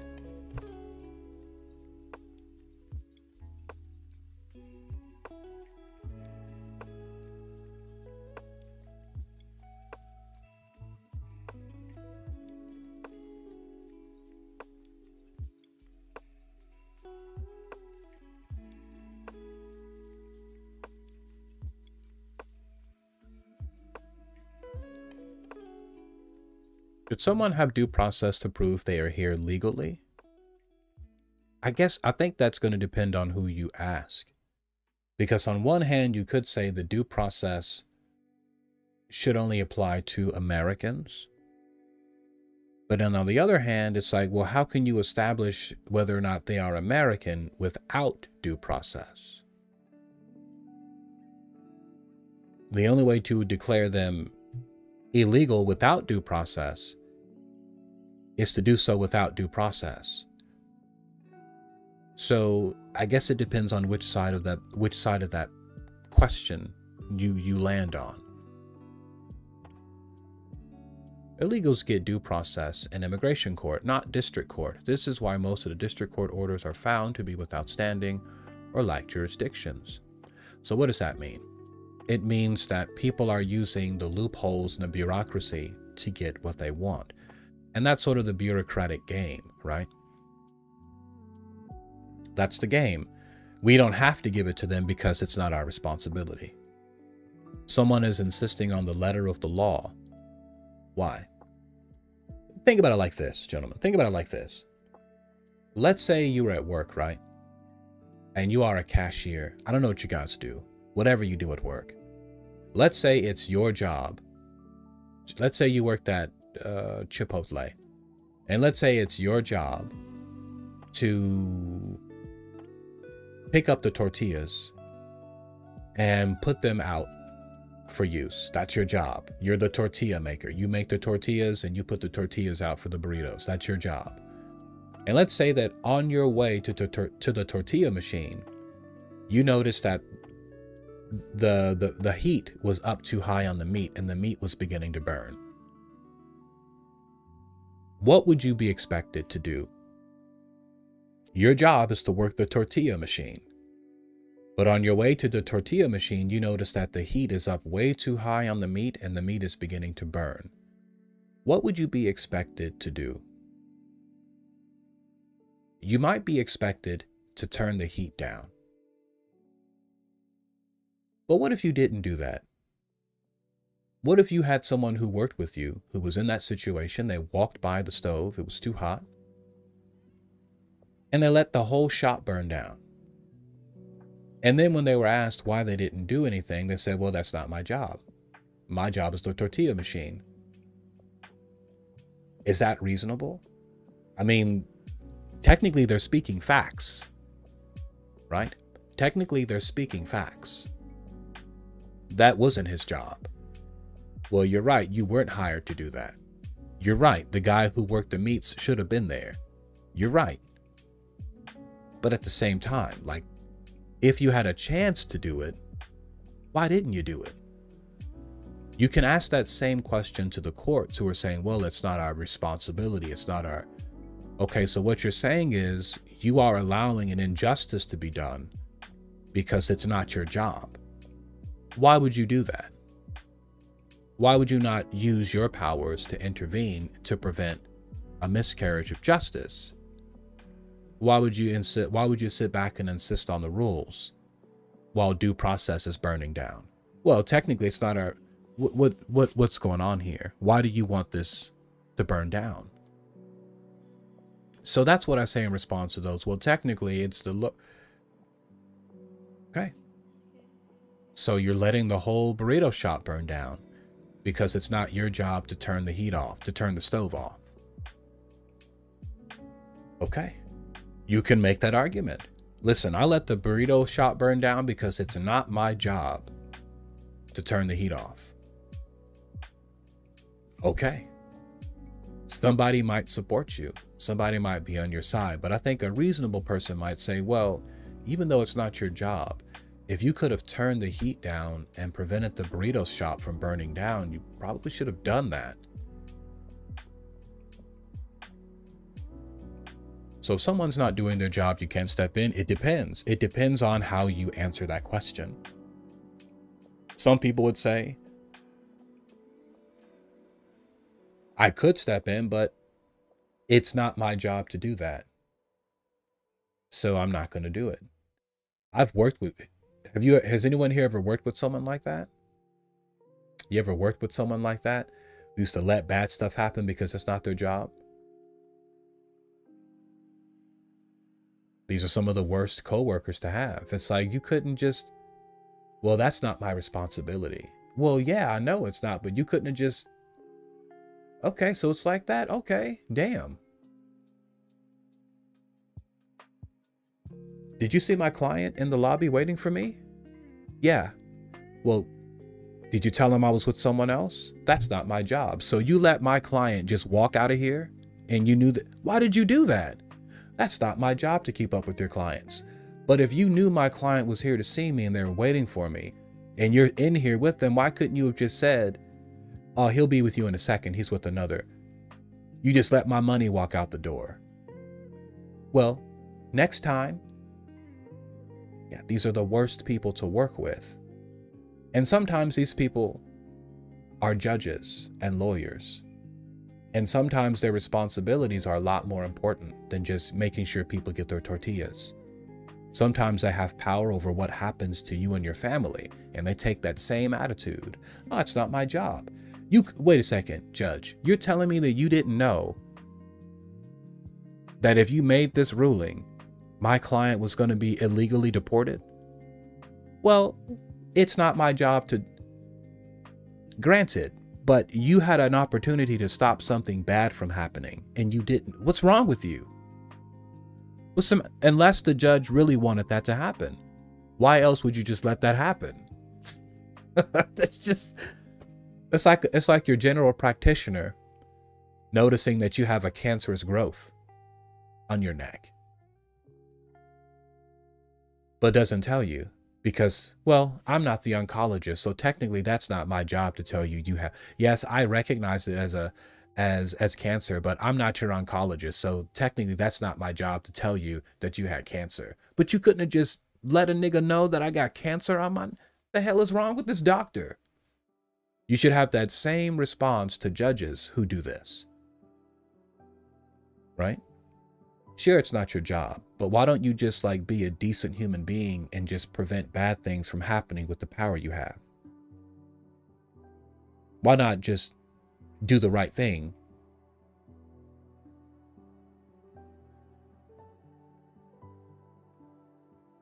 You understand? But how you feel about that will be up to you. It will be up to you. Okay? I don't get anything out of it. So under that logic, traffic courts should hear capital murder cases. They are not doing their job. I think a more analogous example would be if a traffic court hears that, if in traffic court, it comes out that the guy killed someone. Right? What should the judge do? Should they let him walk out, or should they turn that information over for investigation and do something to make sure the guy doesn't just walk out of there and leave town? I'm gonna go ahead and take away your bail. Based on what you just said, sir, you said something about killing someone. I'm gonna go ahead and suspend your bail. Okay, and we're gonna see about adding some additional. I'm not gonna let you just walk out of here because this is a traffic court. No. You just spilled the beans. So I'm gonna do what I can right now to keep you here. But I'm not just gonna say, well, it's not my job to investigate murder. Okay, yeah, he name dropped the fact that he buried a body, but technically that's not my job to. So I'll let the cops, whatever. We're just here for that traffic ticket. Next.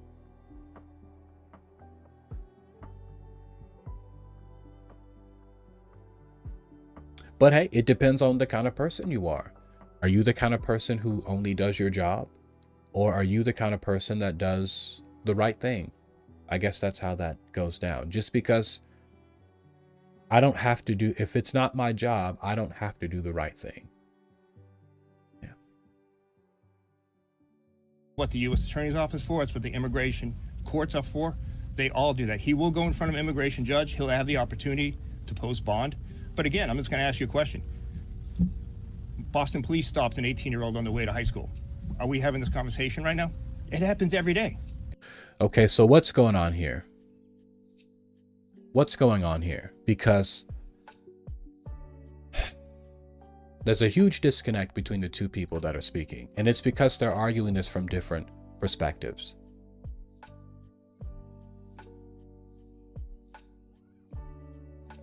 And their perspectives might be irreconcilable. Okay, so let's talk about the values. They have two different sets of values. According to his values, the law should be followed no matter who it is that's being arrested. Okay, that's what he's saying. He's saying it doesn't matter that he's 18. It doesn't matter. We're going to follow the law no matter what. So in his mind, following the law is more important than being compassionate. Okay? Showing compassion for what some people might consider a child on his way to school. It's kind of incompassionate to kind of snatch a kid up on his way to school, on his way home from school. You're abducting children. Some people might say that that's immoral to do that.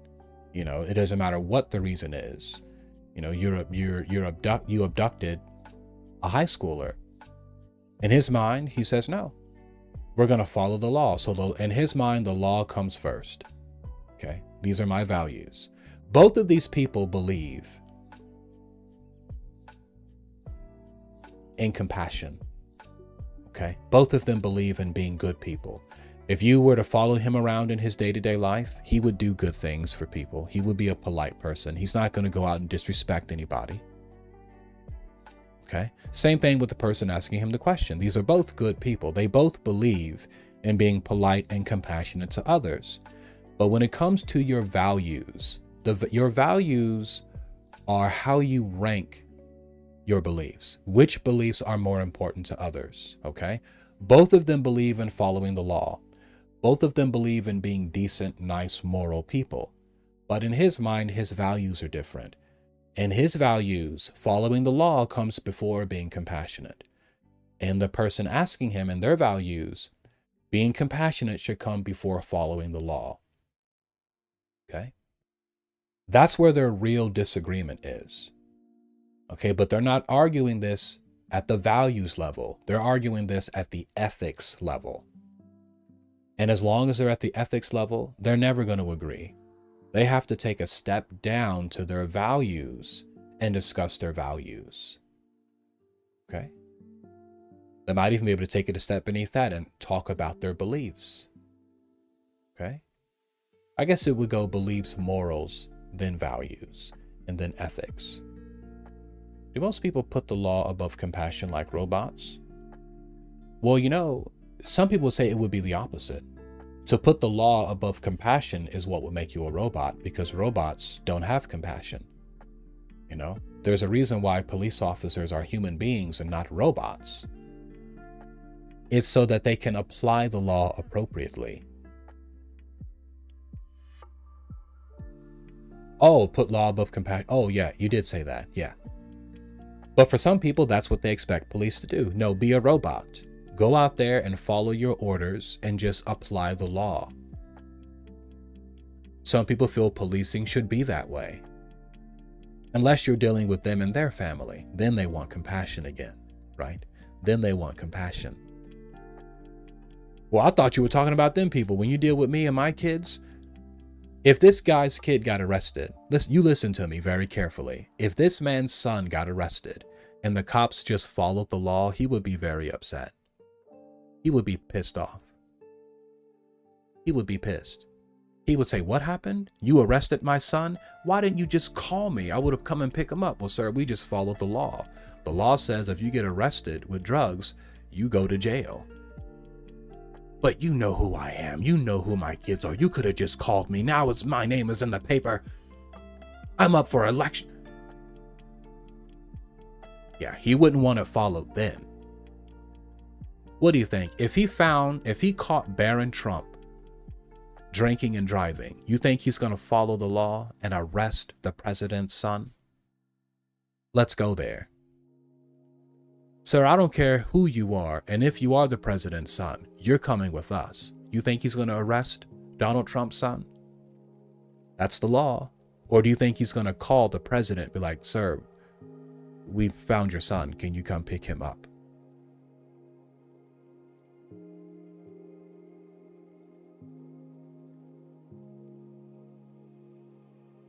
Barron Trump is a good kid. Barron Trump is just a kid. What do you think? If you think this man would arrest Donald Trump's son, listen, sir, I was just following the law. I put him in handcuffs. That's standard procedure for all people under arrest. Yeah, I searched his car. That's what we do to everybody. Is he going to arrest Donald Trump's son, put him in handcuffs, put him in the back of a squad car, search his vehicle and impound it? No, follow the law. No, he's not going to do that. No, he's not going to do that. That would be career suicide if he did that. Sir, did you really arrest Barron Trump last night and have his car impounded and search his vehicle? Sir, we're putting you on we're going to suspend you with pay because, you know, we need to investigate this Find out what happened with the president's son. Oh, thank you for the 5 subs, brother. Yay, yay, yay, yay. Appreciate that, brother. Cheap Effects with those 5 gifted subs, friend. Thank you very much. About some bars? Yeah. I'm not even sure if I can do that now. I haven't freestyled in so long. I think I can. But I don't know if I can. But I think I can. I think I can. I think I can.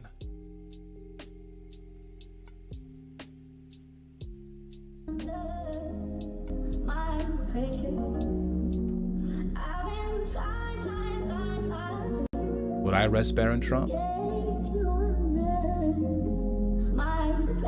No. Arrest the president's son. I got a career, I guess I don't want one. I'm in the president's office asking me how could I dare come off this unscathed, my behavior. Gonna throw my son in jail, no savior can save you from my clutches and you're fired. This job is something you didn't really admire. Didn't appreciate. Now I gotta come here and wait 8:30 cause you're late for this whole meeting and I'm here myself repeating. Yeah. And accusing others of being bad mothers and even brothers. Smothering you with kisses. I got that misses. Making sure I'm in the Olympics as I'm throwing the discus. All right, friend. That was for you, brother. Thank you for those subs, my guy. Trump is accusing others of breaking the law, yet as president, he's not enforcing those same laws equally. That's a failure to apply the law fairly. No one is going to apply the law fairly. You got to understand this, gentlemen. Listen, listen, listen, and listen very, very carefully. Okay? You got to listen to this.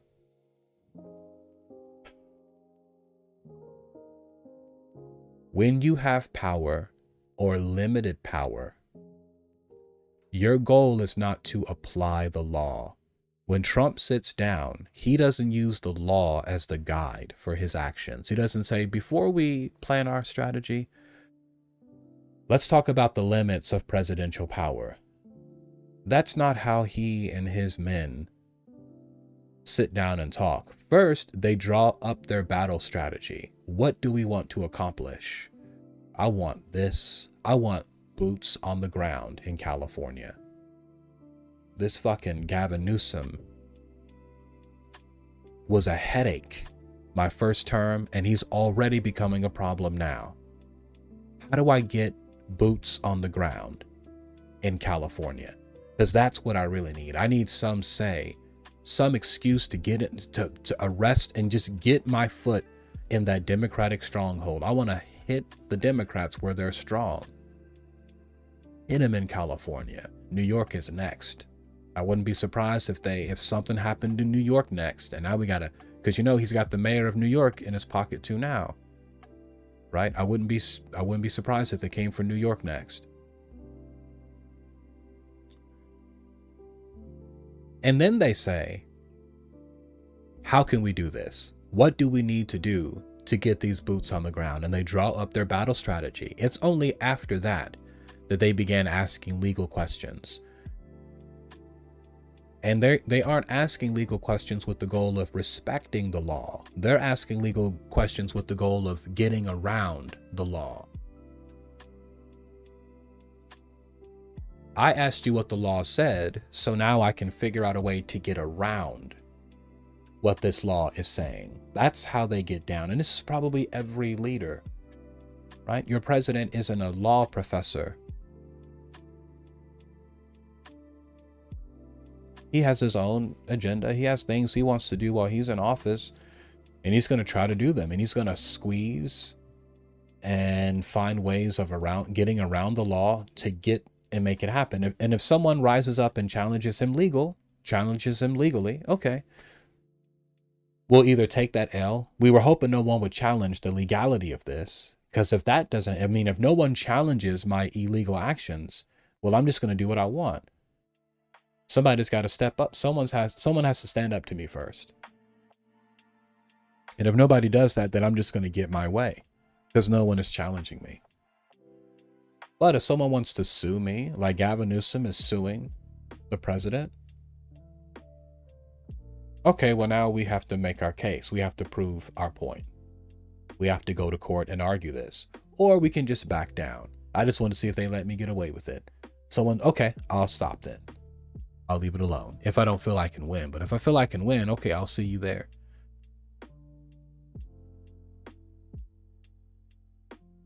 That's what Trump is doing with Harvard. Trump is doing this with Harvard.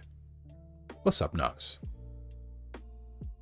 The Trump administration has essentially restricted Harvard's ability to take international students. You can't take any international students.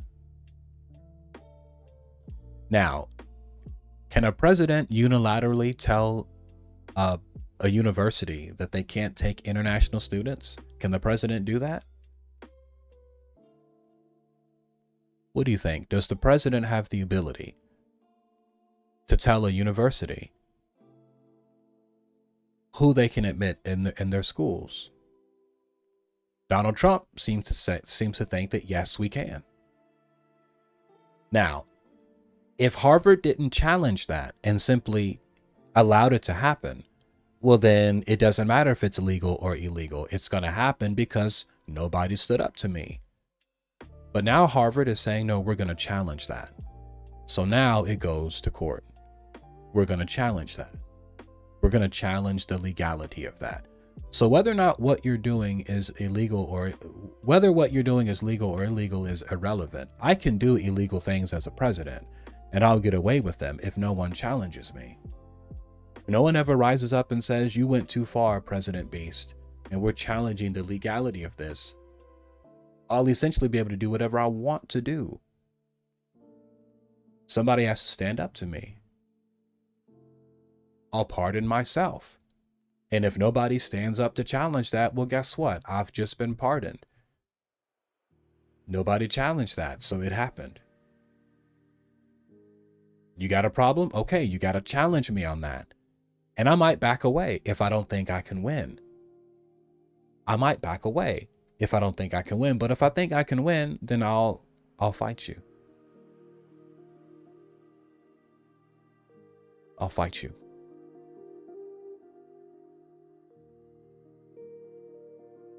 We've all done something illegal today.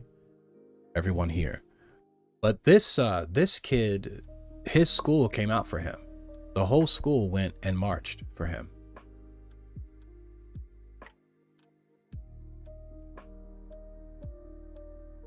Did y'all see that? Imagine that, brothers. Imagine if you got arrested.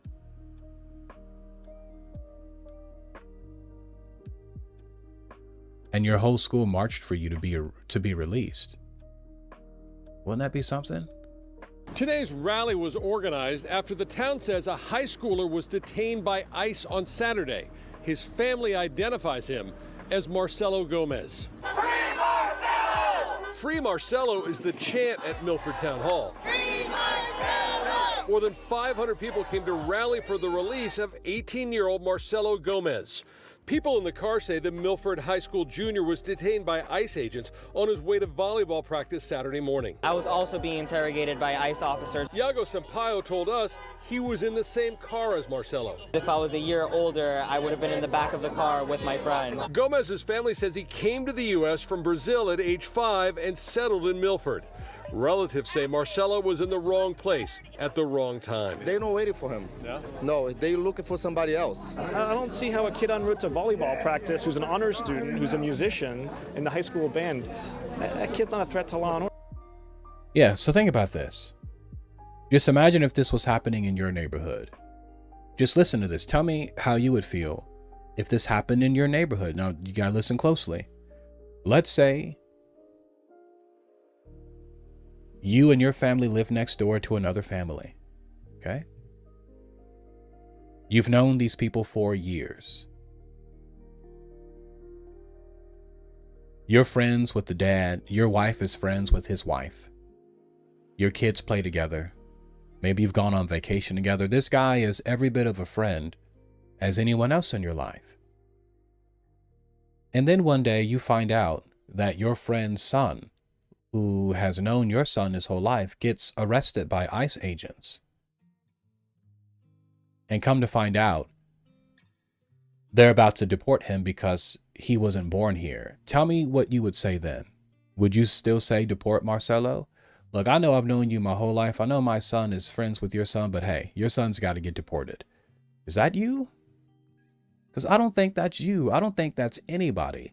You got to be a cold son of a mother to be like, to tell your friend, hey man, I know we've been friends for 20 years. I know our kids play together.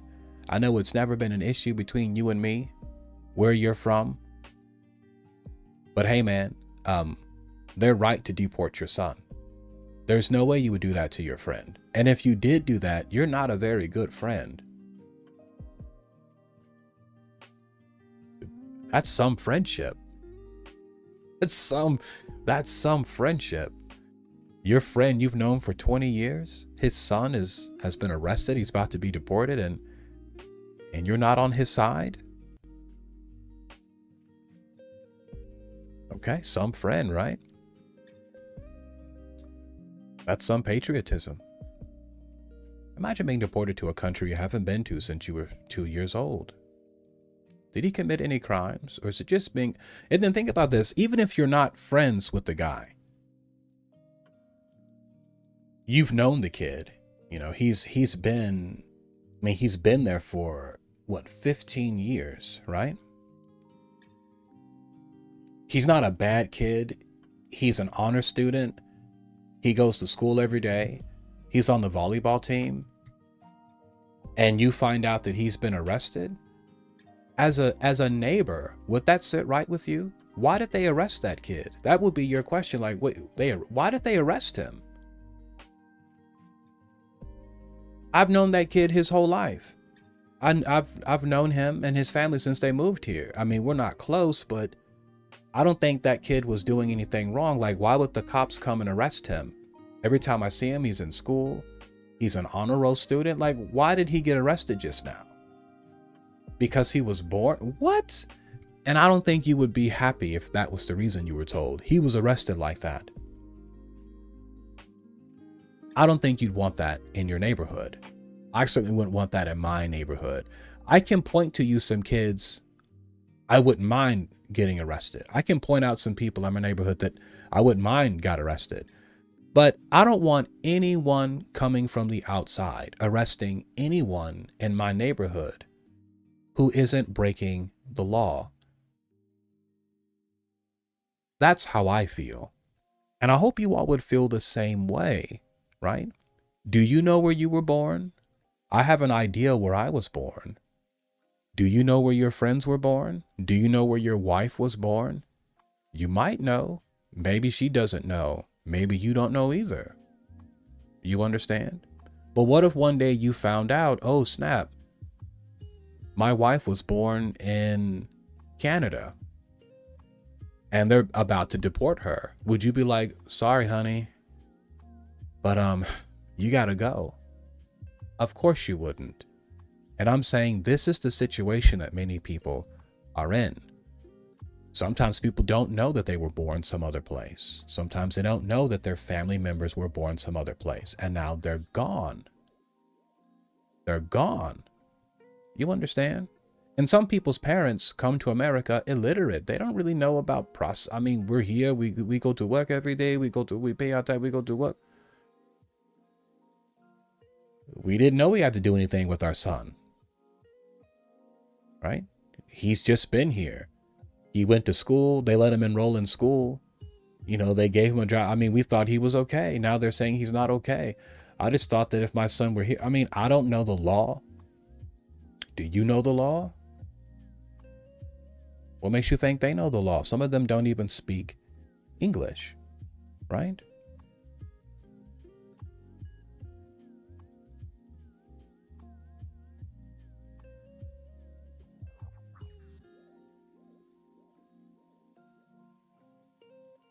So for some people, and of course this would apply to us because we would react the same way.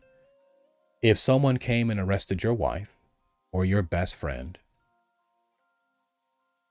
they came and took your wife, they came and took your best friend, they came and took your kid's best friend, and you knew that person as an outstanding citizen who did great things, you would definitely want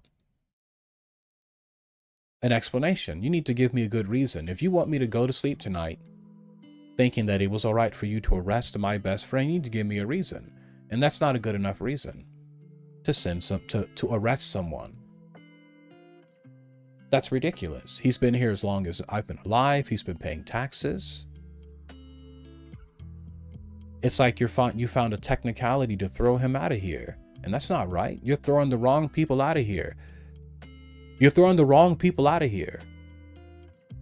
Throw the bad ones out. You understand? It's very easy to be tough on the law when it comes to other people. But when it comes to us, we want mercy. Donald Trump is an example of this. Look how insistent Donald Trump is on the law now.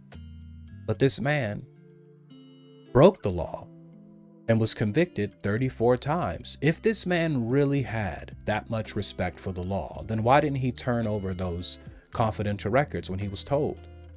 Where's your respect for the law now? Give back those records. Didn't do it. It seems as if he only wants that 100% loyalty to the law when he's applying it to his enemies, and not when his enemies are applying it to him. A bit inconsistent, isn't it? But that's all of us. We want mercy when it comes to us. Go easy on us. Give me the minimum. But when it comes to people who we feel are different from us, throw the book at them. No mercy. It's the law. Sorry, you need to follow the law. Okay.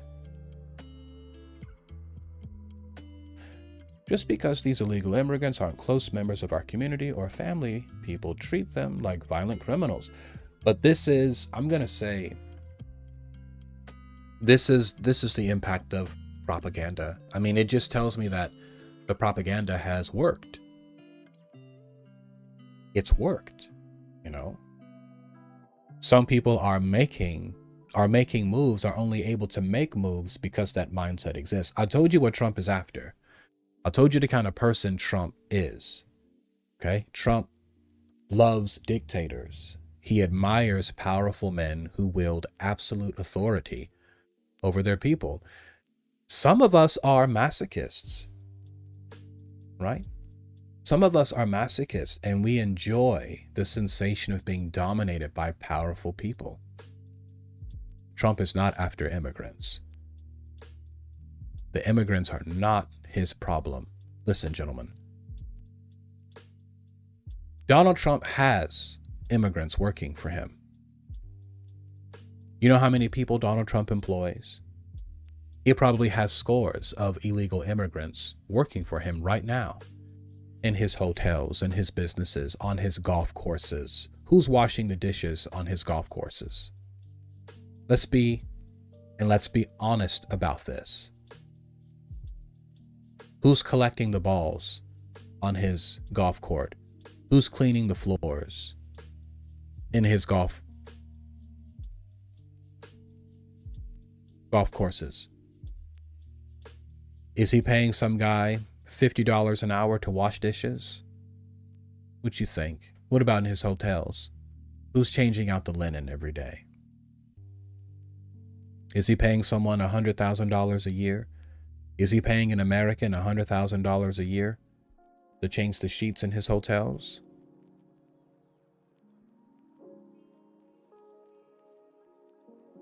What you think? What about Elon?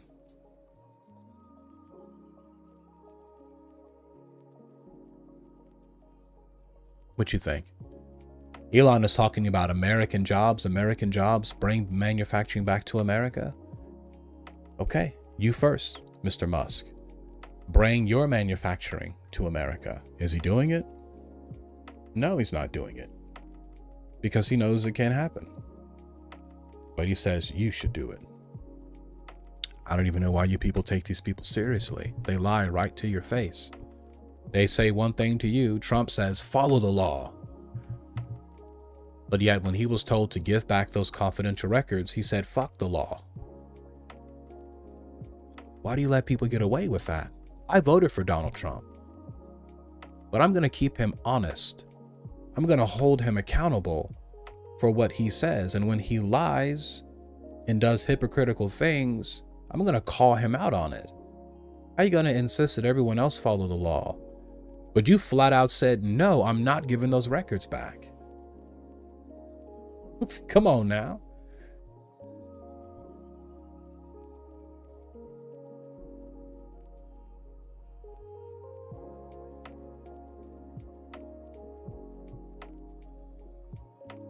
Rule for thee, not for me.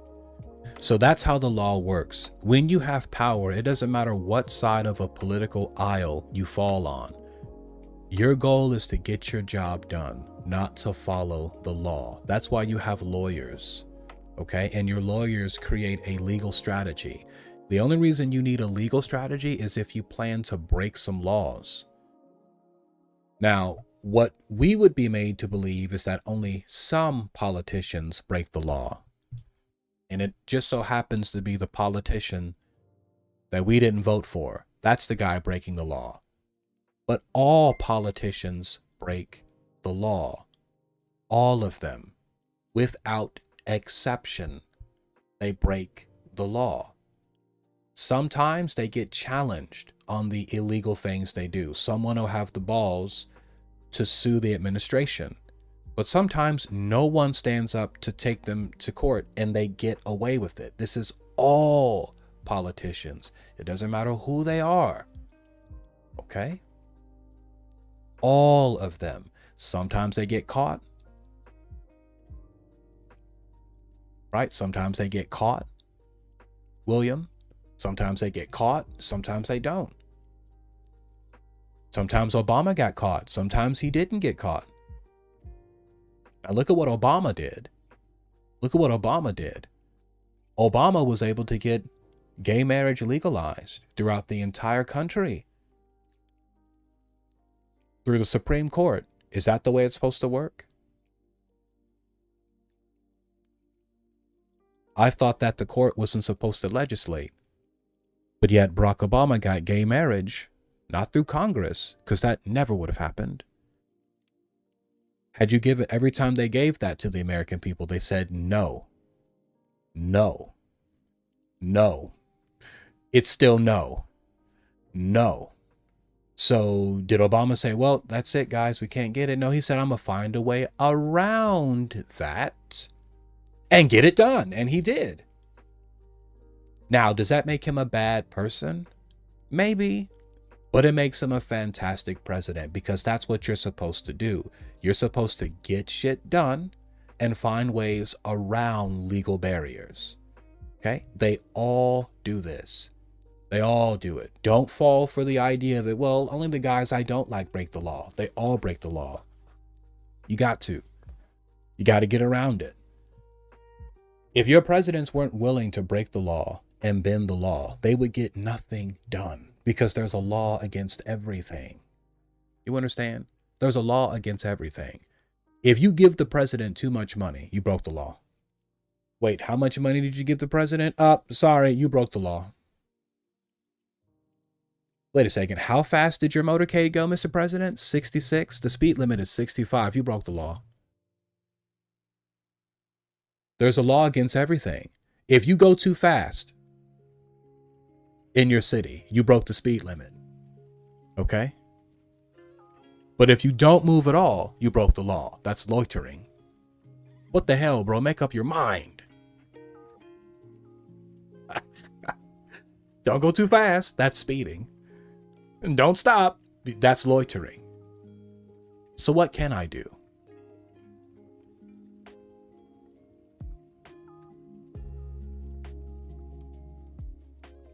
So everyone, including your favorite politicians, break the law. You broke the law today. You're breaking the law right now. You've probably broken the law 15 times since you got out of bed this morning.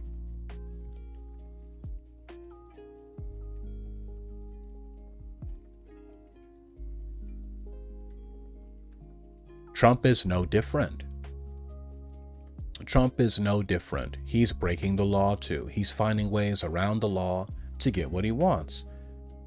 Our job, if you want to be an American, is to hold him accountable and be like, no, we see you. We saw what you just tried to do, and it's a no. What is Trump trying to do now? Trump is trying to get soldiers. He's trying to get boots on the ground in California, and he won, gentlemen. He got you guys thinking that that Los Angeles was about to be obliterated. He got you thinking that. I mean, he's winning the propaganda war. Come on down to Los Angeles, gentlemen. I blew an air horn out my window to scare off an annoying pigeon today. You did that, Turbo? Did it work? Why not hold Newsom and Bass responsible? Trump can only impact federal laws, not state or local. Well, they're suing Trump because what Trump did was he took control of the California National Guard. According to Newsom, he did so without consulting with him. And Newsom is like, that's illegal. You can't just come into a place and just take.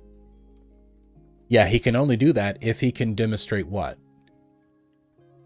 That it's absolutely, that's why he's blowing this out of proportion. That's why he's saying if we didn't get involved, Los Angeles would have been obliterated. He's lying and exaggerating so he can get more. I just told you that, brother.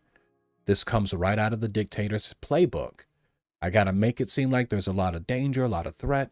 Then they'll give me emergency powers and I can hold on to them.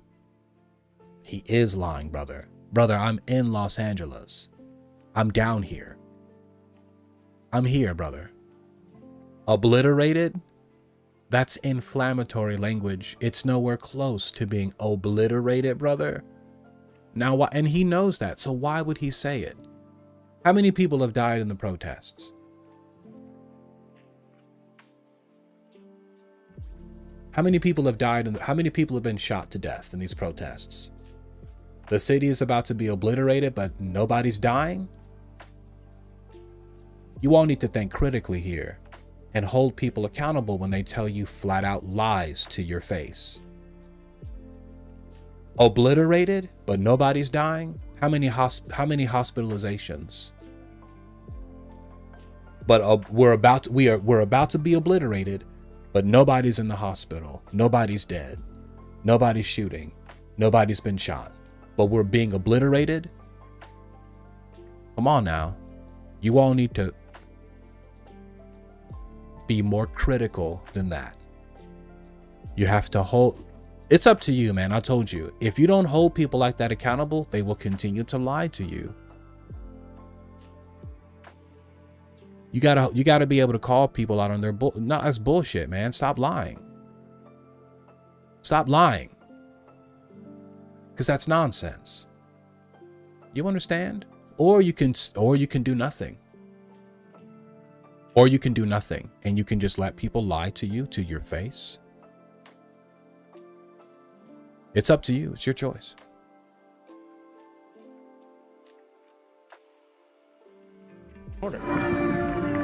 Marcelo was supposed to play in the Milford High Band at graduation Sunday. After getting their diplomas, Milford High graduates marched to the rally for Marcelo. Now think about that.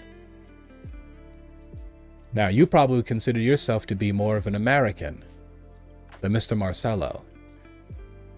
But would your high school, your American high school, march for you if you got arrested? How many people in your high school would march for your American ass? 0. So in a way, he's more of an American than you are. Because these Americans give a shit if he gets deported. If they deported your ass right now to anywhere fuckistan, no one would even know you were gone.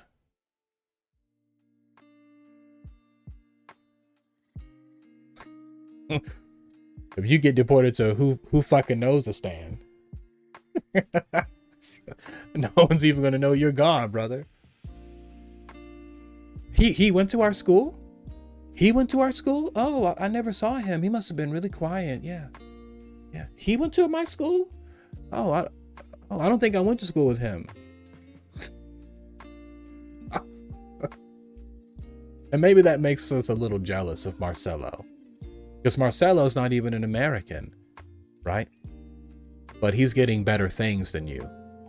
You weren't on honor roll. Be honest, you didn't get no damn honor roll. You didn't play no damn sports in high school. Why is Marcelo getting this American experience and I'm not getting one? I didn't have women marching for me. I wasn't young and handsome. Nobody gave a damn about me in high school, but they're marching for this kid. Deport his ass. I think some of that is jealousy.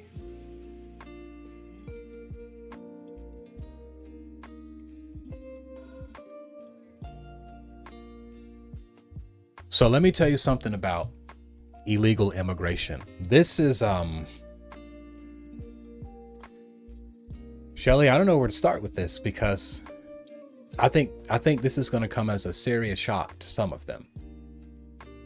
I think it's going to come as a serious shock. Okay, so let me ask you guys just a quick question, okay?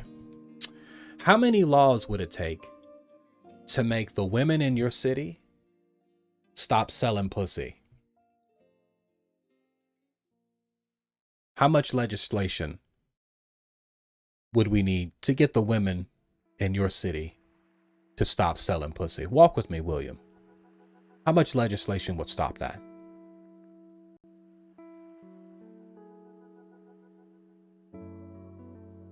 Isn't it already illegal? It would never work. Why wouldn't it never work? So what you're trying to tell me, William, is that no amount of legislation could stop women from exchanging sexual access for resources? What you're telling me is that this exists outside of the control of laws and courts. Is that what you're telling me? You're basically telling me that there are things in this world that are going to happen regardless of what the law has to say about them. I'm inclined to agree with you. I don't think there's any amount of legislation that's ever going to stop a woman from saying, yeah, for the right price, for the right amount of resources, I'll let you have sex with me. I'll give you sexual access. What about this? What about slavery? Some 50 million slaves on Earth today. How much legislation would it take to stop people from exploiting other people's labor? How many more laws do we need to make that stop? To get people to, before finally people say, I'm going to obey that law. Okay, you got me. There are exactly 113 laws against it. Okay, that's my limit. I will now stop trafficking humans. You might say that slavery and human trafficking exist outside of the control of the law. I want you all to apply that same principle to cheap labor. Cheap labor. Apply that same principle to cheap labor. It doesn't matter what the law has to say. If I can get a person to work for me who's willing to do a job for 1/10 of what someone else is going to do, I'm going to find a way to get that person to do the job for me. I don't care what the law has to say. I stand to make so much more money. You mean to tell me I can pay you 10 cents to do this? How much did you want? $100? There's no way I'm not going to pay this guy 10 cents. In what universe am I going to pay this guy $100 to do what I can pay this guy 10 cents for? What universe do you live in? I want you to be honest just be honest with yourself. Under what circumstances would you do that? If I told you right now it was against the law to do that, would you then pay that guy $100 to do it instead? There's no way. You'd say, look, just don't tell anybody. Keep this quiet. Keep this between us. Okay? I'm going to give you 10 cents and I'll tell you, just keep this between us.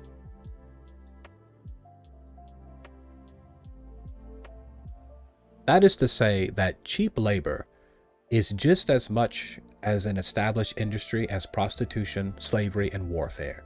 None of them are going anywhere. It doesn't matter how many laws you create. You're not getting rid of slavery. You're not getting rid of warfare.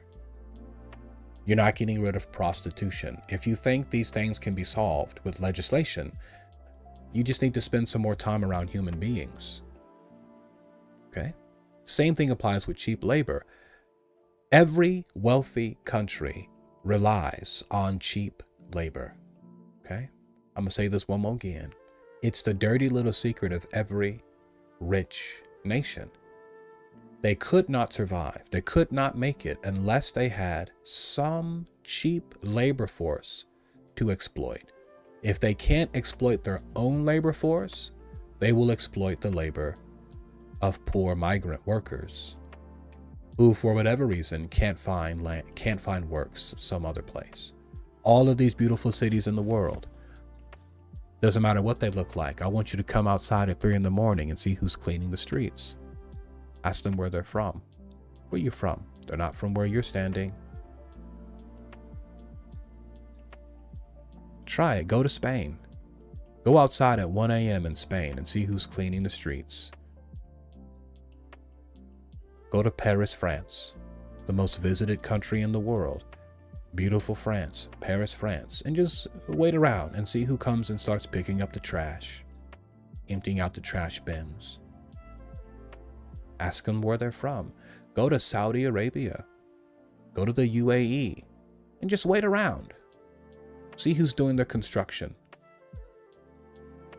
See who's cleaning the streets, picking up trash, sweeping the floors, and just ask them where they're from. Where are you from? It's the dirty little secret of every rich nation on earth. You understand? And there's no amount of legislation. No amount of legislation is going to make this stop. There are always going to be companies and businesses in America who need their floors cleaned, who need their animals slaughtered, who need their grasses cut, their tomatoes picked, right? And they are always going to find a way to pay 10 cents and not $100. They have an ethical and a financial obligation to their shareholders to create the most value possible.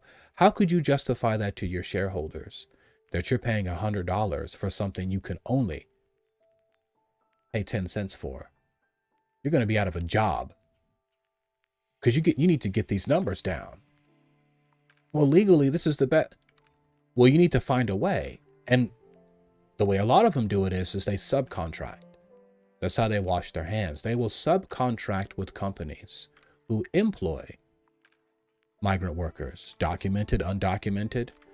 I know places here in California, you don't need any ID, and they'll take you as young as 13 and you can go work for the day. There are places like that, especially out in the country in Bakersfield. They'll take anybody. Look, we got work here to do. You want to work today? Okay, you work today, you get paid today. It's that simple. Show up, work, get paid, go. It's that simple. Show up, work, get paid, leave. Show up, work, get paid, leave. The major companies wash their hands of it by subcontracting to companies who will hire them. That's why these people are here. They're here because someone is employing them. Listen, if Americans were following the law, all of these illegals would be wandering around with no jobs, no homes, no food. But they have all of these things. That means someone, an American, is giving them a job, putting them on payroll. Someone is accepting rent payment from them. Someone has leased an apartment to them. Someone has leased a car. You get where I'm going? So you're insisting on people following the law, but these people are only here because Americans have made it a point to not follow the law. You get what I'm talking about? So we're very selective when we say follow the law, when these people are only here because Americans aren't following the law. As I said, If every American were following the law, all of these illegal migrants would be walking around starving, hungry, naked, unhoused. You'd be able to see them from a mile away because they'd have no resources, no money, no bank accounts, no automobiles, no driver's license, no ID, nothing. No bank accounts, no saving accounts, no debit cards, no EBT cards, no food stamps, no vouchers, no rent agreements, no car titles, no house titles. So make it consistent. If you're going to deport Marcelo, okay, let's go to the school teachers who taught him. If it's illegal to be here and go to school, then shouldn't it be illegal for the teachers to teach him? Wait a second, have you been teaching illegal immigrants? Wait a second, did you enroll an illegal immigrant at your school? What about that? Why stop there?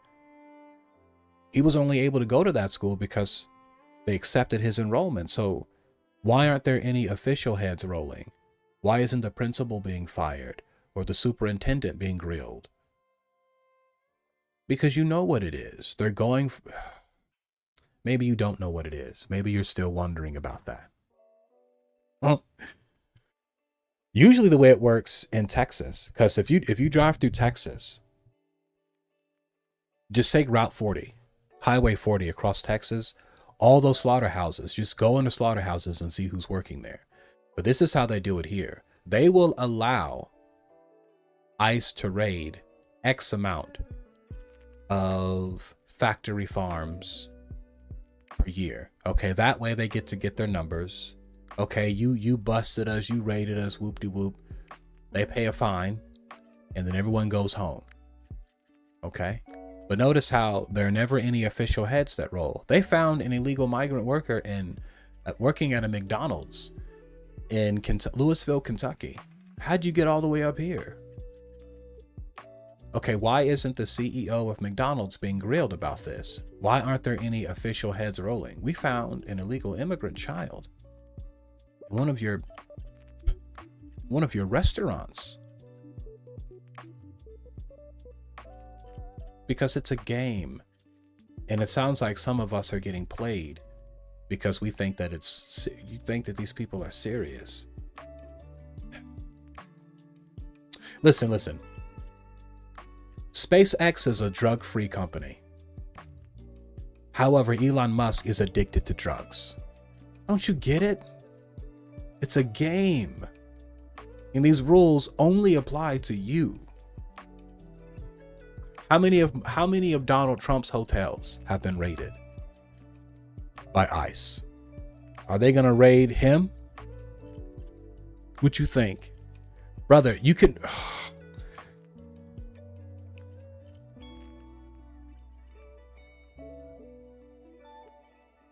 I studied for a CFA, and there are literally an equation for immigrant workers every year. Ouch. Yeah. So you get to raid our factory farm X amount of times a year. Okay.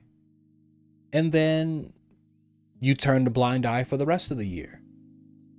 Okay.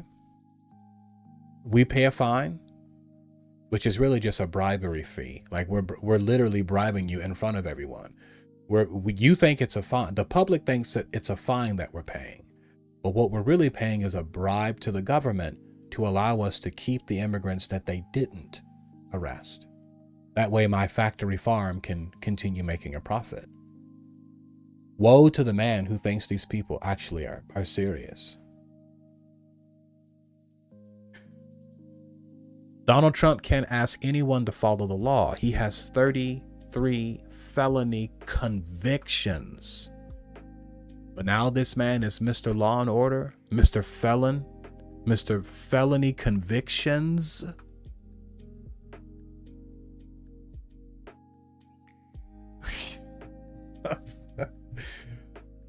But you want mercy for him. Don't throw him in prison. You want mercy for him. Even though he was convicted, give him mercy. But Marcelo gets no mercy. Deport him. Why? I think we know why. Some of us love to be dominated by rich, powerful, strong men. Hold me down. Make me vote for you. Make me do it. Tell me again. Make me. You love it. Makes you feel good, doesn't it?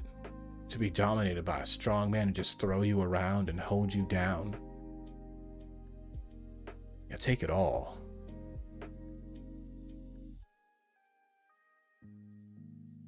Don't talk back. Remind you of the love that Dad used to give you, right? It feels comfortable because that's how Dad. I'm gonna stop. We don't want people from third world countries changing our culture.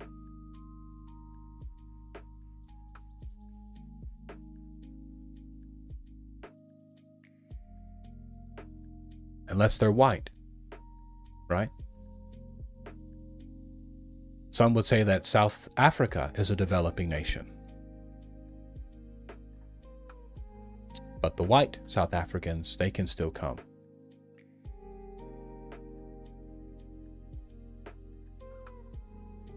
Right?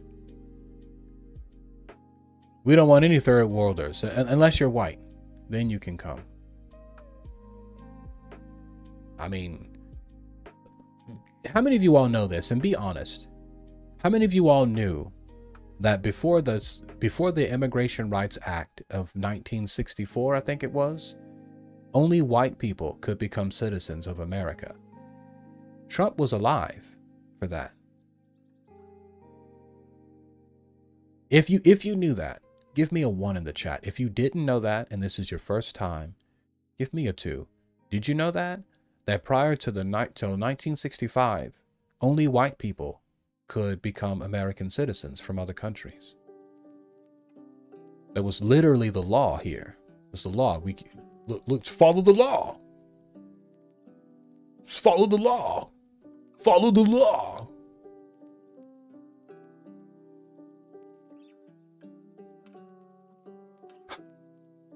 Follow the law. So listen, some of you guys are, and this is the part I don't get, right? This is the part I don't get. Help me with this, okay? Help me with this. Some people will call themselves conservative Christians and they'll be like, I'm for law and order. People should follow the law. Yet, every time they take a meal, they pray to a dead Jew who was brown-skinned. They pray to a dead Jew who was executed for breaking the law. How does that make any sense to you? Follow the law, yet you literally believe that God broke the law. How does that work?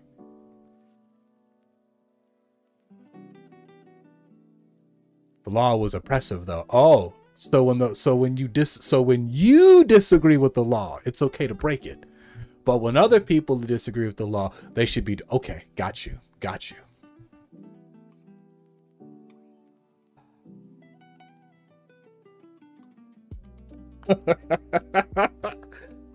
Listen, nobody said that this stuff was supposed to make sense. There's no proof that Jesus was brown skinned. Lots of people in Israel during that time were actually Greeks. Well, then they wouldn't be Jews, would they? If you are a Greek, then you're not a Jew, are you? What did first century Jews look like? They look nothing like the Jews in Israel now. The Jews in Israel now are European Jews. After Jerusalem was destroyed in 70, the Jews were scattered. Some of them went north. Some of them went south.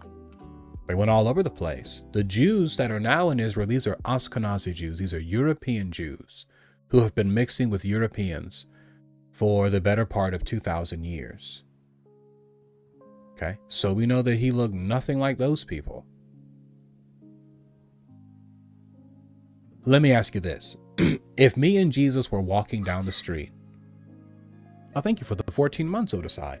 If me and Jesus were walking down the street together, how would the police describe us? Would they say one white male, one brown male? Would they say two black males? What do you think they'd say? They saw me and Jesus walking down the street. What you think? How would the police describe us? I think they'd say two black people, two black males.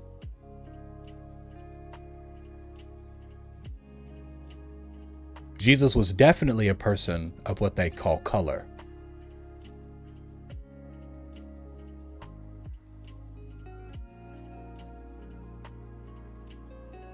Yeah. You know who else are Semitic people? The Arabs. According to tradition, the Arabs are the descendants of Ishmael. Ishmael was the brother. Ishmael was the brother. Ishmael was the brother of Isaac. So phenotypically, Jews would look the same. Hebrews, I guess you could say Hebrews, will look the same or could have the same phenotype as Arabs. Ethnic. Well, but then what does the term Arab mean? Arab really just means you speak Arab as your mother tongue. Jesus also spoke predominantly Aramaic, not Hebrew, and he spoke no Greek. That's how we know that whoever wrote the gospel accounts weren't the followers of Jesus. They couldn't have been the apostles. How do we know that? What's the dead giveaway? What's the first giveaway? The most blatant giveaway that the gospel accounts weren't written by the followers of Jesus, his apostles, Matthew, Mark, Luke, and John. I guess you could say the first line of evidence is the fact that none of the gospels claim to be written by Matthew, Mark, Luke, or John. The second reason is because the followers of Jesus were illiterate. They couldn't read or write. The apostles of Jesus could not read and they could not write. We're talking about the ancient world, gentlemen, where practically everyone was illiterate. And on occasion, the followers of Jesus were criticized for that. They called them unlettered. They used the Greek word for unlettered. I think it's anarousia. And if you're unlettered, that literally means you don't know your letters. And wouldn't that make sense? I mean, if you are a fisherman in the ancient world, why do you need to know your letters? Nigga, get the fish nets in the water and catch some fucking fish.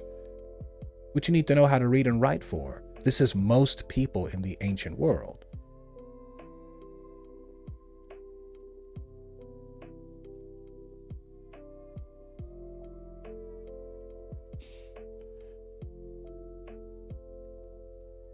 But we know that they spoke Aramaic. What language are the Gospels written in?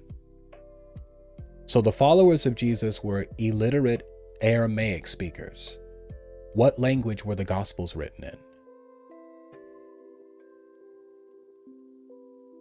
Are the Gospels written in Aramaic?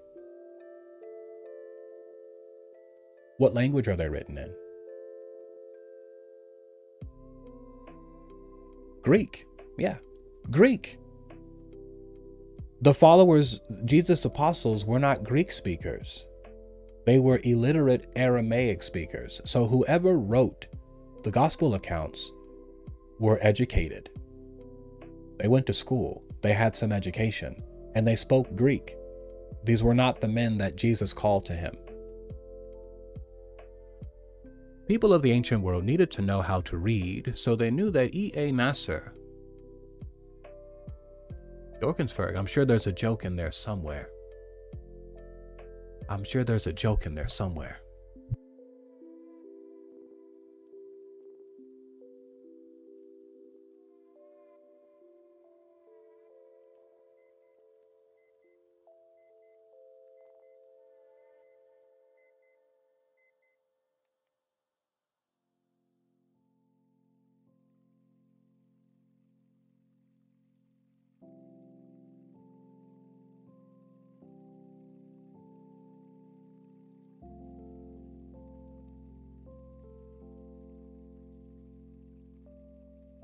They were forced to learn Greek by the political system started by Alexander the Great. I'm not sure if you're trying to be funny.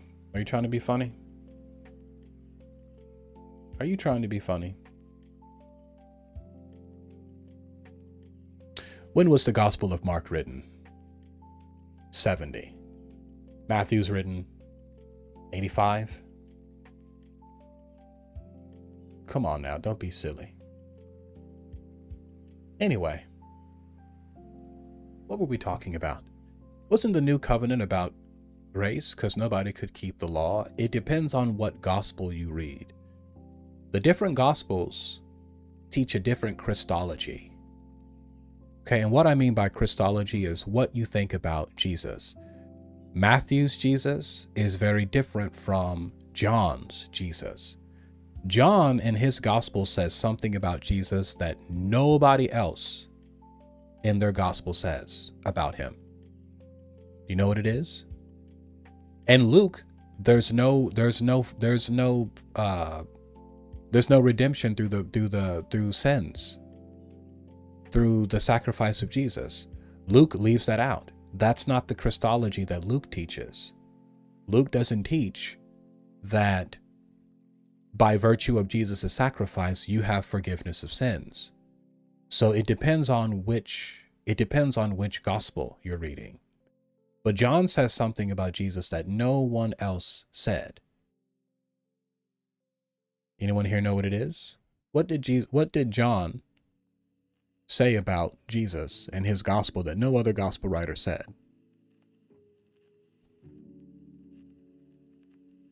Let's go there.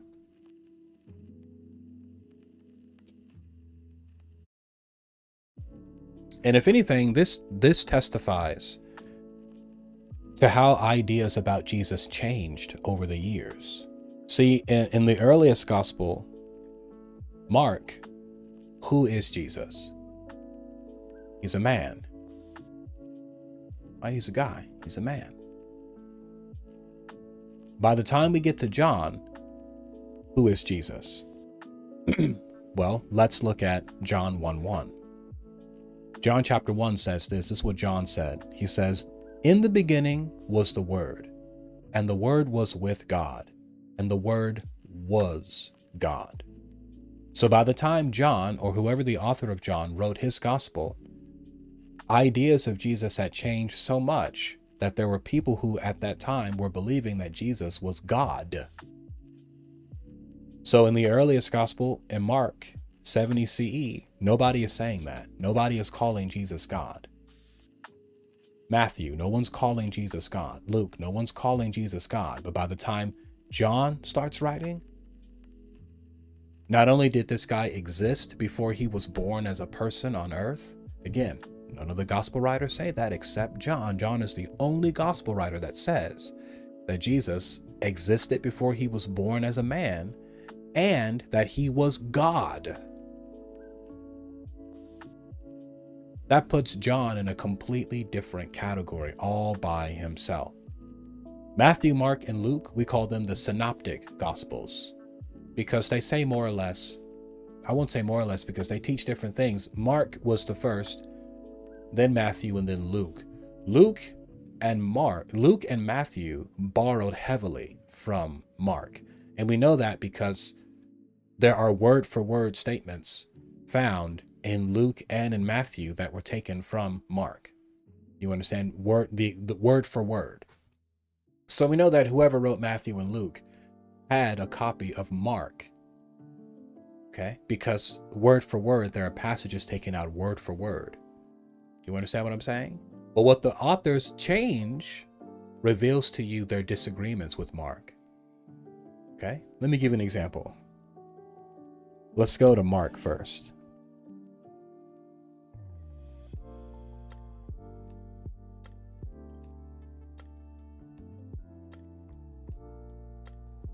Mark chapter 9 and verse 1.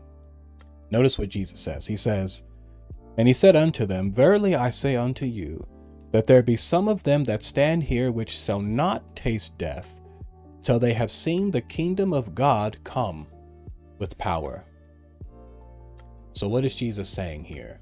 He's saying that there were people listening to him talking, standing around looking at him, who would be alive when he came in kingdom power, when all the things he talked about would happen. Okay, now let's go to Matthew 24. And we'll look at verse 34. Verily I say to you, this generation shall not pass till all these things be fulfilled. Did you catch that?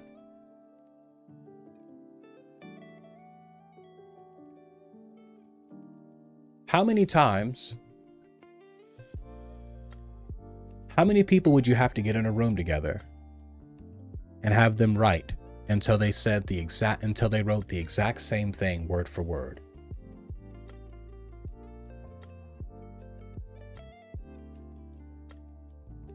So this is how we know that Matthew borrowed from Mark.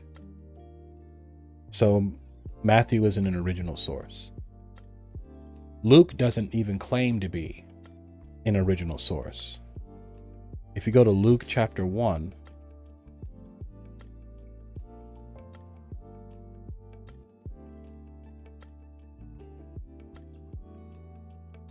go to Luke chapter 1. Luke 1 verse 1, it says, For as much as many have taken in hand to set forth in order a declaration of those things which are most surely believed among us, even as they delivered them unto us, which from the beginning were eyewitnesses and ministers of the word. So right here in verse 2, Luke identifies himself as not being an eyewitness. Did you catch that? Let's read it again. Even as they delivered them unto us, which from the beginning were eyewitnesses. So what is he saying? He's saying that he is receiving something from someone who got it from an eyewitness. In other words, Luke was not written by someone who was there. He admits that.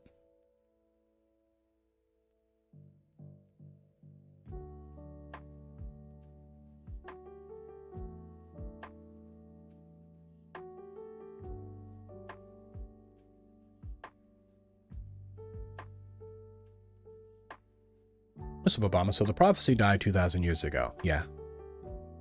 Jesus said it was going to happen right there in the lives of the people who were listening. He said, some of you won't die until you see me come in kingdom power. They're all dead. But then when you get to Paul, but remember, Paul didn't have the Gospels. Okay? Their first gospel was the Gospel of Mark. That's 70. Paul started writing in the 50s. So what were his sources? Who knows, right? But notice what Paul says in 1 Thessalonians.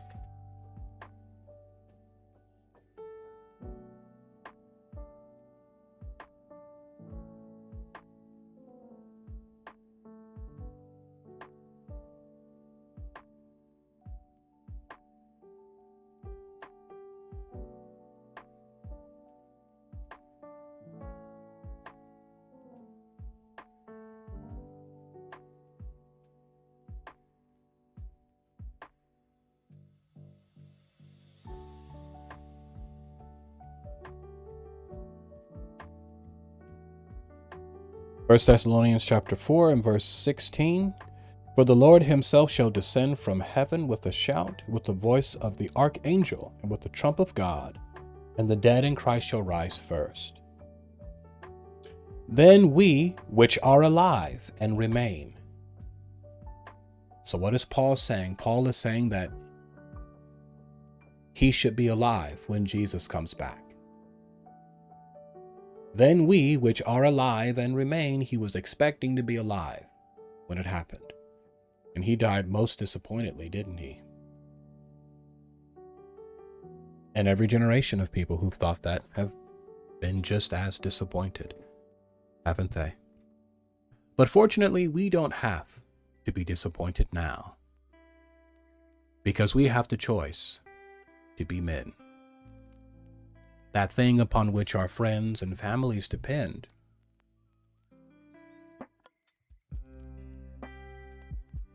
For the preservation of the ideas and institutions that make life in groups like ours even a possibility in times like these. And before you say you can't do this, so decide. Before you say you've tried your best, and despite your best efforts, you cannot do what other men have done, I want you to take a look at what you've been doing so far today. Don't you feel that in your veins, moving like so many volcanoes erupting and struck by lightning? Well, then get up. Go out into the world just one more time. And this time, do it sober.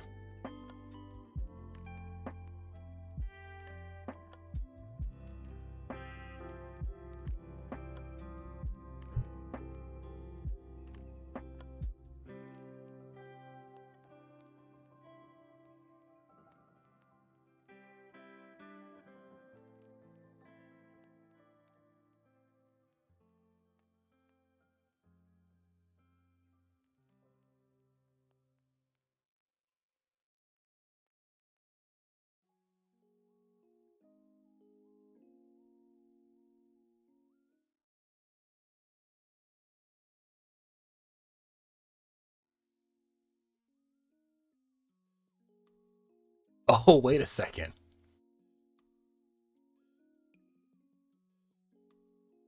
We did make our goal today, but I do have to run for now. So later on this evening, we'll be back with an exclusive Elden Ring stream, okay? Until then, gentlemen, be well. Hey, hey, hey, hey, hey.